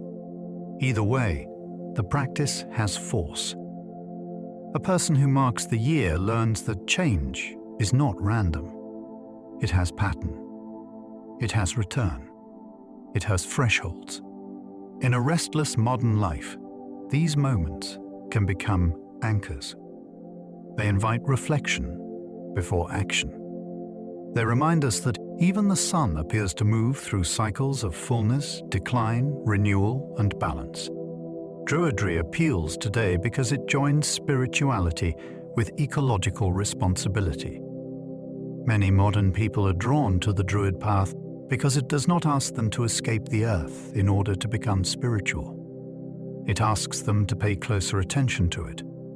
Forests, rivers, weather, food, animals, and local places become matters of reverence rather than background.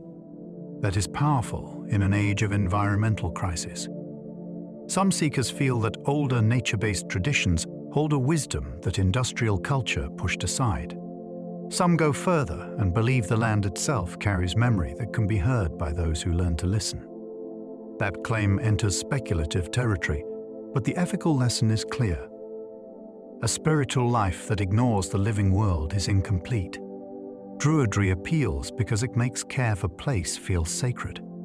It turns ecology from a political topic into a personal discipline. The question becomes very direct. How can someone claim wisdom while living carelessly inside the world that sustains them? Its modern forms often teach reverence without demanding rigid belief. This is one reason Druidry can feel welcoming to many different kinds of seekers. Some approach it as religion. Others approach it as philosophy, nature practice, psychology, or creative spirituality.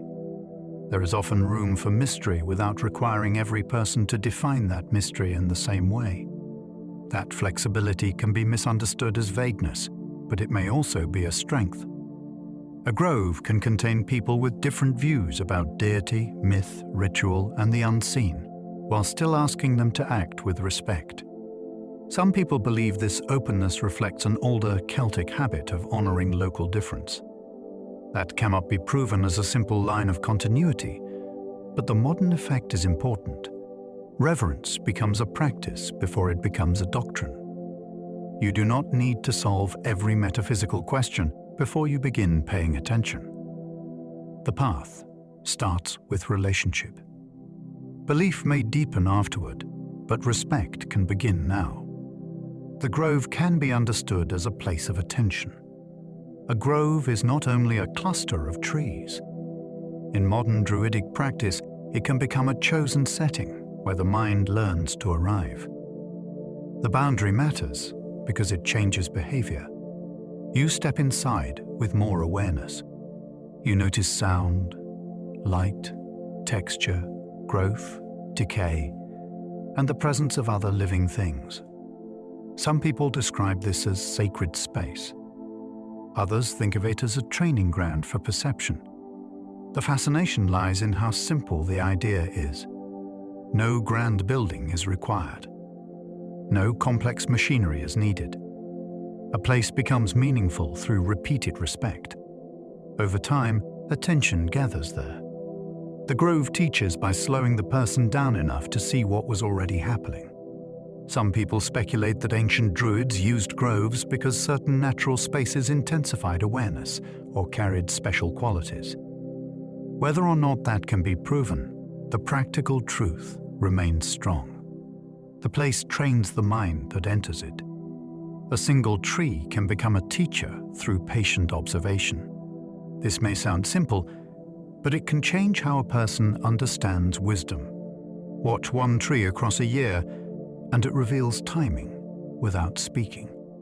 It withdraws, opens, repairs, endures, and responds to conditions it cannot control. Its strength is not speed. Its survival is not stubbornness alone. It bends where it must and holds where it can. In many nature-based traditions, trees become more than objects because they model a different rhythm of life. Some people believe ancient Druids assigned specific meanings to different trees and used them as part of a symbolic language.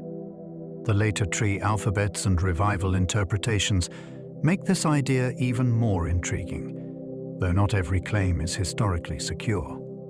Still, the central practice needs no exaggeration. Attention creates instruction. A tree shows how life can be rooted and flexible at once. It teaches patience to people who want instant answers.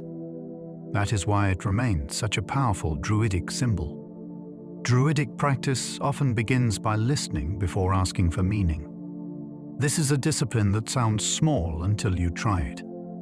Many people enter nature, ritual, or spirituality already filled with questions and expectations. They want a sign. They want an answer. They want confirmation that the universe is speaking directly to them. A more careful path begins differently.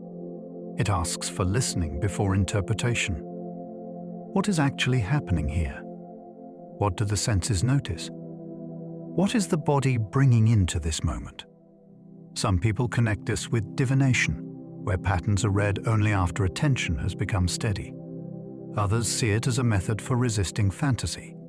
The mind can invent messages very quickly. Listening slows that impulse. It gives the world a chance to appear without being forced into a story. That makes the practice both mystical and practical. The unknown becomes more interesting when we stop rushing to control it. Meaning is approached, not grabbed. Nature spirituality can turn ordinary walking into a quiet discipline.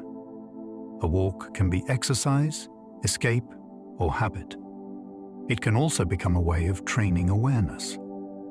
In a Druidic spirit, walking through a familiar place may become a daily lesson in belonging. You notice the same path changing through weather and season. You learn which birds return. You see where water gathers. You begin to understand the character of a place beyond its usefulness. Some people believe repeated walking can open a deeper connection with the land, almost as if the path begins to know the walker. That is speculative, but the psychological effect is real. Repetition creates intimacy.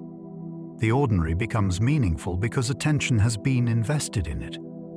This is a strong antidote to the modern hunger for constant novelty. You do not always need a distant pilgrimage. Sometimes the nearest path contains enough mystery to begin.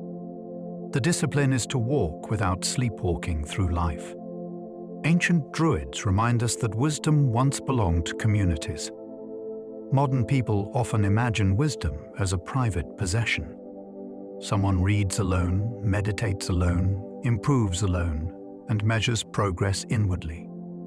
The Druidic world points to another model. Wisdom served the tribe, the court, the dispute, the ceremony, and the continuity of shared life. The learned person was valuable because others depended on his judgment and memory. That does not make the ancient world perfect. Communities can be harsh, narrow, and unfair. Yet the principle is important. Knowledge had obligations beyond personal growth. Some people see in this a lost social technology, where teaching, law, ritual, and memory were woven into the survival of the group. Today, wisdom is often consumed like entertainment. The Druidic example challenges that. It asks what our learning is for. If knowledge does not make us more responsible to others, it may only be a private ornament. True wisdom wants a place to serve. Their stories challenge the modern habit of separating knowledge from ethics. In many modern systems, a person can be highly educated and still not be considered wise. Skill and character are treated as separate matters. The Druidic ideal pushes against that separation. A learned authority who advised rulers, settled disputes, and handled sacred material needed more than intelligence. He needed restraint, judgment, and a sense of consequence. Knowledge without ethics would have been dangerous in such a role. Some people believe this is the heart of many ancient wisdom traditions. They did not ask only whether a teaching was true. They asked whether the person carrying it had become worthy of its use. That idea feels especially urgent now. Technology gives human beings powers that character may not be ready to manage. The old Druidic image returns as a warning. The trained mind must also be a disciplined soul. Otherwise, knowledge becomes cleverness without direction, and cleverness can serve almost anything.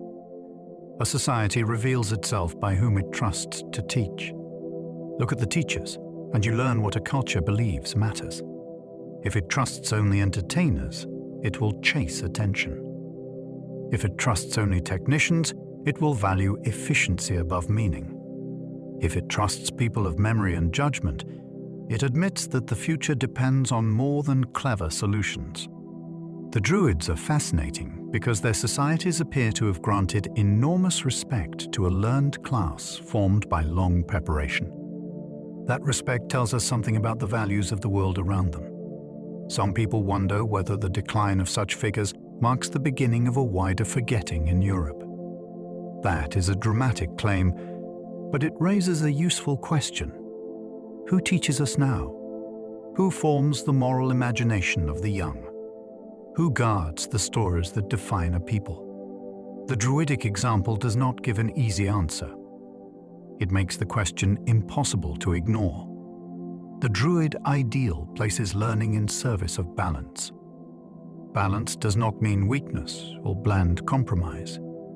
It means understanding how forces relate before acting. A judgment must consider more than the loudest demand. A ritual must happen at the proper time. A ruler must be guided by limits. A community must remember its past while facing new conditions. In this sense, Druidic learning was not abstract knowledge floating above life. It was knowledge meant to keep things from tearing apart. Some people see this as a lost science of harmony, where society, nature, and the sacred were understood as one field of relationship. That language can become speculative, but the ethical insight is clear. Wisdom asks how an action affects the whole pattern. Modern life often rewards speed, disruption, and personal victory. The Druid ideal asks a slower question. What keeps life in right relation? That question may be ancient, but it has not lost its force. Their authority depended on responsibility rather than personal fame. The public image of the Druid can easily become glamorous. Robes, groves, prophecies, and secret teachings all capture the imagination. Yet the more serious picture is less theatrical and more demanding.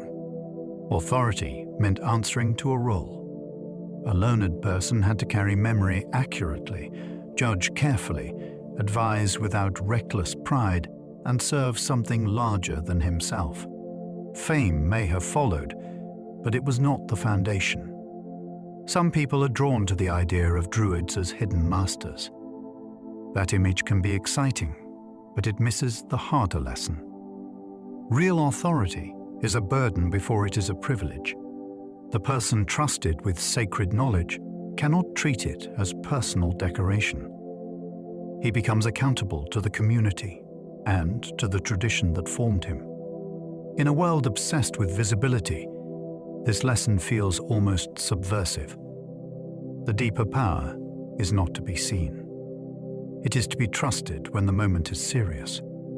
Celtic kingship often required spiritual legitimacy as well as strength. A ruler might have warriors, wealth, and noble blood, but that did not always make authority complete. In Celtic storytelling, kingship often depends on right relationship with the land, the people, and the sacred order. If that relationship fails, the ruler's strength can become unstable. This idea appears in many forms, especially through tales where sovereignty is not simply taken. It must be recognized. Some people believe this preserves a much older teaching about leadership as a bond with the living world. The king is not just the owner of territory. He is the one whose conduct affects the realm. That makes leadership morally charged. A bad ruler does not merely behave badly. He disrupts the pattern that allows life to flourish. Whether we read this as myth, political theory, or spiritual symbolism, it is a powerful lesson. Strength can seize a throne. Legitimacy must be granted by something deeper. Druidic counsel suggests that leadership begins with restraint. Many people think leadership begins with action. The Druidic model suggests it begins one step earlier, in the ability to pause before action becomes damage. A ruler surrounded by praise can become deaf to consequence. An advisor who speaks from law, memory, and sacred order can interrupt that danger. Restraint is not passivity. It is power under discipline. Some people see this as the hidden teaching behind the Druids' place near kings. The wise counselor does not exist to make the ruler feel grand. He exists to remind the ruler that every choice enters a web of effects. This is why the old image still matters. Modern leadership often rewards confidence even when confidence is empty. Druidic counsel asks for depth before decision. It says the first duty of power is not expression. It is self-command.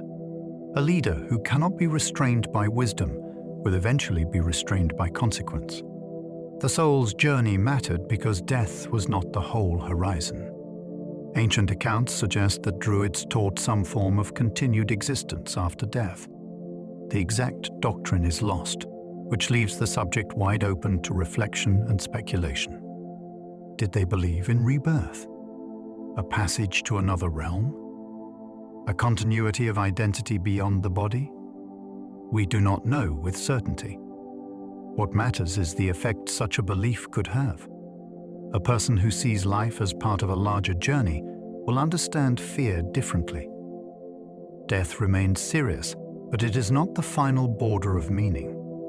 Some people think this teaching made Celtic warriors unusually brave. Others see it as a philosophical answer to despair. The most fascinating point is that the Druids may have placed human life inside a much longer story. That changes how choices feel. If the soul continues, then character matters beyond immediate reward. The unseen future becomes part of the present decision. Belief in continuation could make courage feel less fragile. Courage often breaks when the mind believes everything precious ends at death. A teaching about continuation can change that inner equation. It does not remove pain. It does not make loss easy. But it can give a person a wider frame in which fear no longer rules everything. Ancient writers noticed this in connection with Celtic peoples and Druidic belief. Some people think the doctrine functioned almost like psychological training, preparing warriors and communities to face danger without collapse. That may sound intense, but belief has always shaped human behavior under pressure. If a person trusts that the soul is not destroyed, then the body's danger does not have the final word. The lesson reaches beyond battle. It speaks to anyone facing uncertainty. Courage becomes less dependent on perfect safety.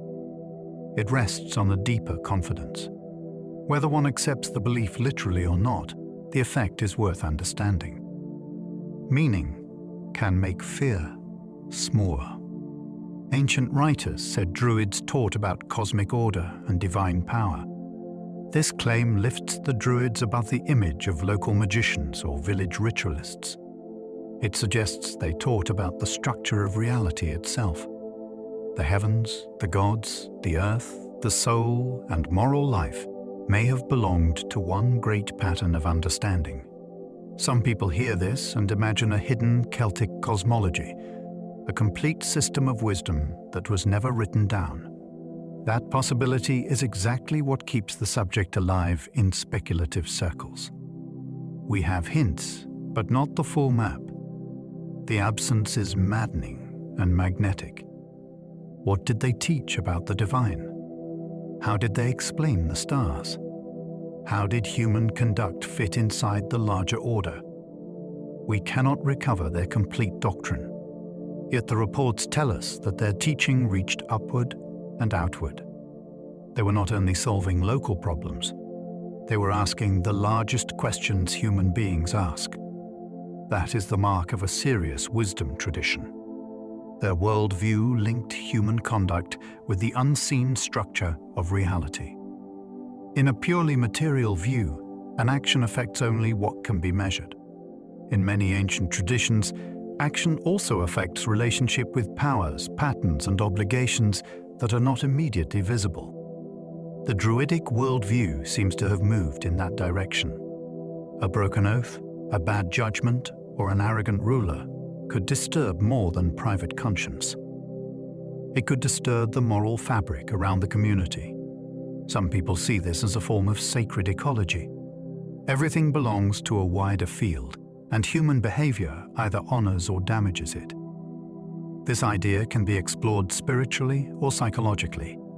Either way, it has force. People behave differently when they believe their actions echo beyond themselves. The unseen is not an excuse to escape responsibility. It increases responsibility. The Druidic imagination asks us to consider that reality may be deeper than surfaces. If that is true, then every serious choice has more witnesses than we think. Divination was less about control than reading patterns with humility. Modern people often misunderstand divination as fortune-telling on demand. In many traditional settings, it was something subtler.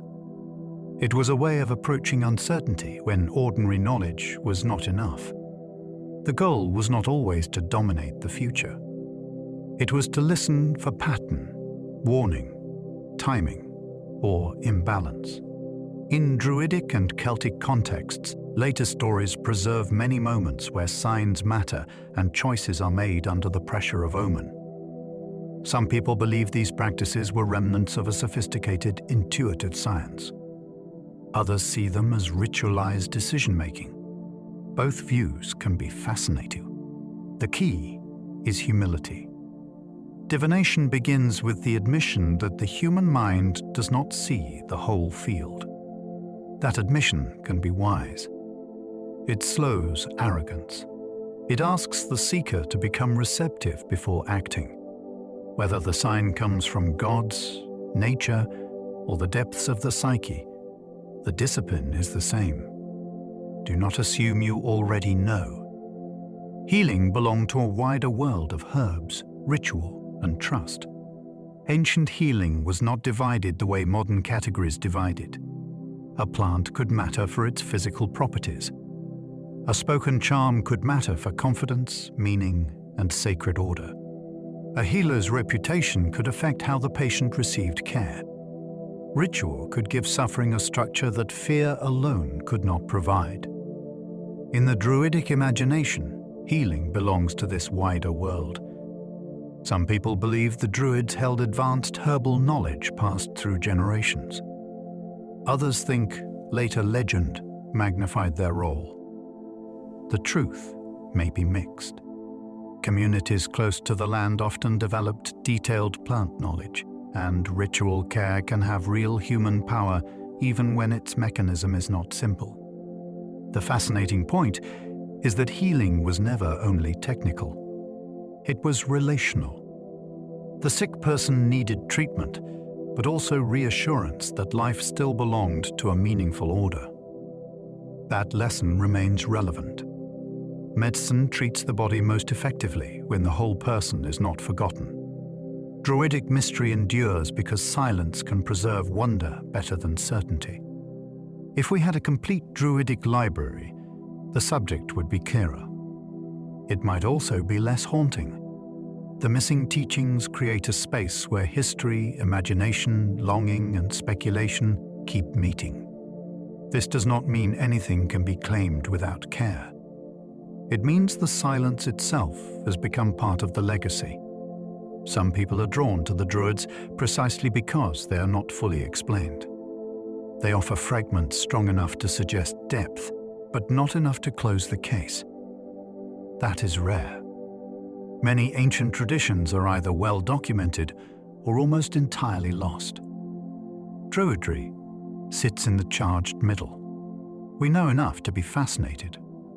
We lack enough to remain restless. Certainty gives answers. Silence keeps asking for attention. That may be why the Druids still feel alive in the modern mind.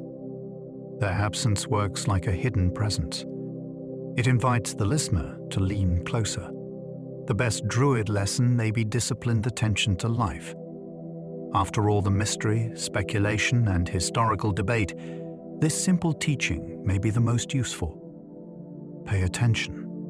Pay attention to words before they cause harm. Pay attention to seasons before life passes unnoticed. Pay attention to power before it becomes arrogance. Pay attention to memory before it disappears. This is not vague spirituality. It is a demanding practice. The Druidic world, as we can glimpse it, valued trained observation in many forms. The student listened for years. The judge weighed speech carefully. The ritual specialist watched timing. The nature practitioner noticed patterns that others ignored. Some people search for secret doctrines and hidden transmissions. That search can be exciting, yet the first doorway may be much nearer. A person who cannot notice the present world is not ready for deeper mysteries. Disciplined attention turns ordinary life into instruction. It is the beginning of wisdom because it teaches the mind to stop sleepwalking. Modern seekers often find Druidry through longing for belonging. Many people do not come to Druidry through academic interest alone. They arrive because something in modern life feels rootless. They want a spiritual path connected to land, season, story, ancestry, and direct experience. That longing is not foolish. It is a sign that human beings need more than efficiency and entertainment. Some people are attracted by the mystery of ancient Celtic wisdom. Others feel called by local landscapes or by the desire to honor the earth in a sacred way. There is also a more private reason. Druidry offers a language for belonging without demanding that every question be settled. The seeker can begin with reverence, study, practice, and attention. The path does not erase modern life, but it can make modern life feel less severed from the living world. That may be its strongest appeal. It gives people a way to feel placed again. Its deepest appeal is wisdom rooted in place and season. A wisdom tradition becomes powerful when it does not float above ordinary life. Druidry appeals because it asks people to learn from where they are. The local tree, the changing light, the familiar weather, and the turning year become sources of reflection. This can sound simple, but it runs against much of modern culture. Many people live as though meaning is always somewhere else. Another country, another retreat, another expert, another screen. The Druidic instinct turns attention back to the ground beneath the feet. Some people believe certain landscapes hold ancestral memory or subtle presence. Others understand the same idea in practical terms. Place shapes the mind. Season shapes the body. Repeated attention creates relationship. That relationship creates responsibility. The deepest appeal is not escapism into an invented past. It is the chance to inhabit the present more fully. Wisdom becomes less like a theory and more like a way of standing in the world. The Druid path asks knowledge to become reverence. Information alone is not enough. A person can know the names of trees and still treat a forest carelessly. A person can study myths and still lack humility. A person can collect facts about ancient wisdom and never become wise. The Druid path, at its best, asks knowledge to change behavior. Learning should deepen respect. Study should increase responsibility. Curiosity should become care. Some people believe this is what separates true initiation from ordinary interest. The initiate does not merely acquire hidden material. He becomes answerable to what he has learned. That idea is deeply important for modern seekers. We live in a time when knowledge is easy to gather and easy to display. Reverence is harder. It requires slowing down, admitting dependence, and allowing the world to matter beyond personal use. The Druidic lesson is simple but demanding. Do not stop at knowing. Let knowing teach you how to honor. Their legacy survives as a question about how to live wisely. The Druids do not give us a complete rulebook. They leave something more unsettling. They leave a question. What would it mean to live as though memory matters? What would it mean to treat nature as teacher rather than resource? What would it mean for leaders to answer to wisdom before ambition? These questions survive even when the ancient institution does not. Some people look for secret lines of descent, hidden manuscripts, or lost rituals. Those searches can be fascinating, but the deeper legacy may be ethical. The Druids force us to ask, what kind of knowledge deserves authority? They also ask whether a culture can survive without people trained to remember and judge carefully. That is why their absence still feels active. They are gone, yet the space they once occupied remains visible. Every society must decide who will guard meaning. If no one does, power rushes in to define it. Druids still fascinate because they make wisdom feel ancient and alive. Their story contains everything that draws the human mind toward mystery. There is enough evidence to take them seriously. There is enough silence to keep them unresolved. They stand at the meeting point of history, legend, nature, spirituality, political power, and the hunger for lost knowledge. Some people approach them as scholars. Others approach them as seekers, revivalists, or late-night speculators chasing a hidden past. The fascination survives because the Druids refused to become only one thing. They were real figures in ancient societies, but they also became symbols of what modern life often lacks: depth, memory, restraint, reverence, a sense that learning should serve life. That is why the subject continues to grow rather than fade. The Druids remind us that wisdom can be more than advice. It can be a way of belonging to the world. Ancient fragments still speak because the need they answer has never disappeared. And so, we come to the end of this journey through the world of the Druids. We have followed them through the broken edges of history, where Roman reports, Irish legend, sacred groves, old laws, and modern revivals all leave their traces. We have seen them as teachers of memory, advisors to rulers, guardians of spoken knowledge, and figures whose authority could reach into law, ritual, healing, and public life. We have also seen how much remains hidden. No ancient Druid left us a book in his own voice. Their teachings moved through trained minds, spoken words, and living communities.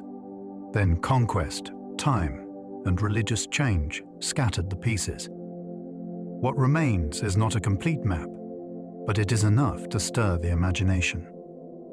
The Druids invite us to consider a slower kind of wisdom, a wisdom rooted in place, a wisdom that listens before it speaks, a wisdom that asks power to answer to consequence and knowledge to become reverence. So now, let those old forests settle into the background of your mind. Let the stones grow still. Let the fire burn low. There is nothing more you need to solve tonight.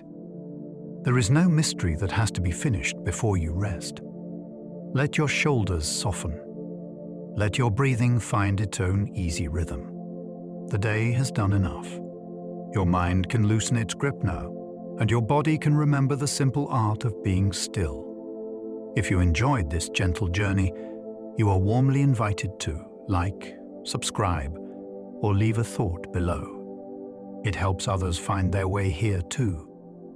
And if you happen to still be awake, there is another video waiting on the screen, ready to carry you a little further into the night. But for now, allow the old world to fade softly behind you. Sleep well, and good night.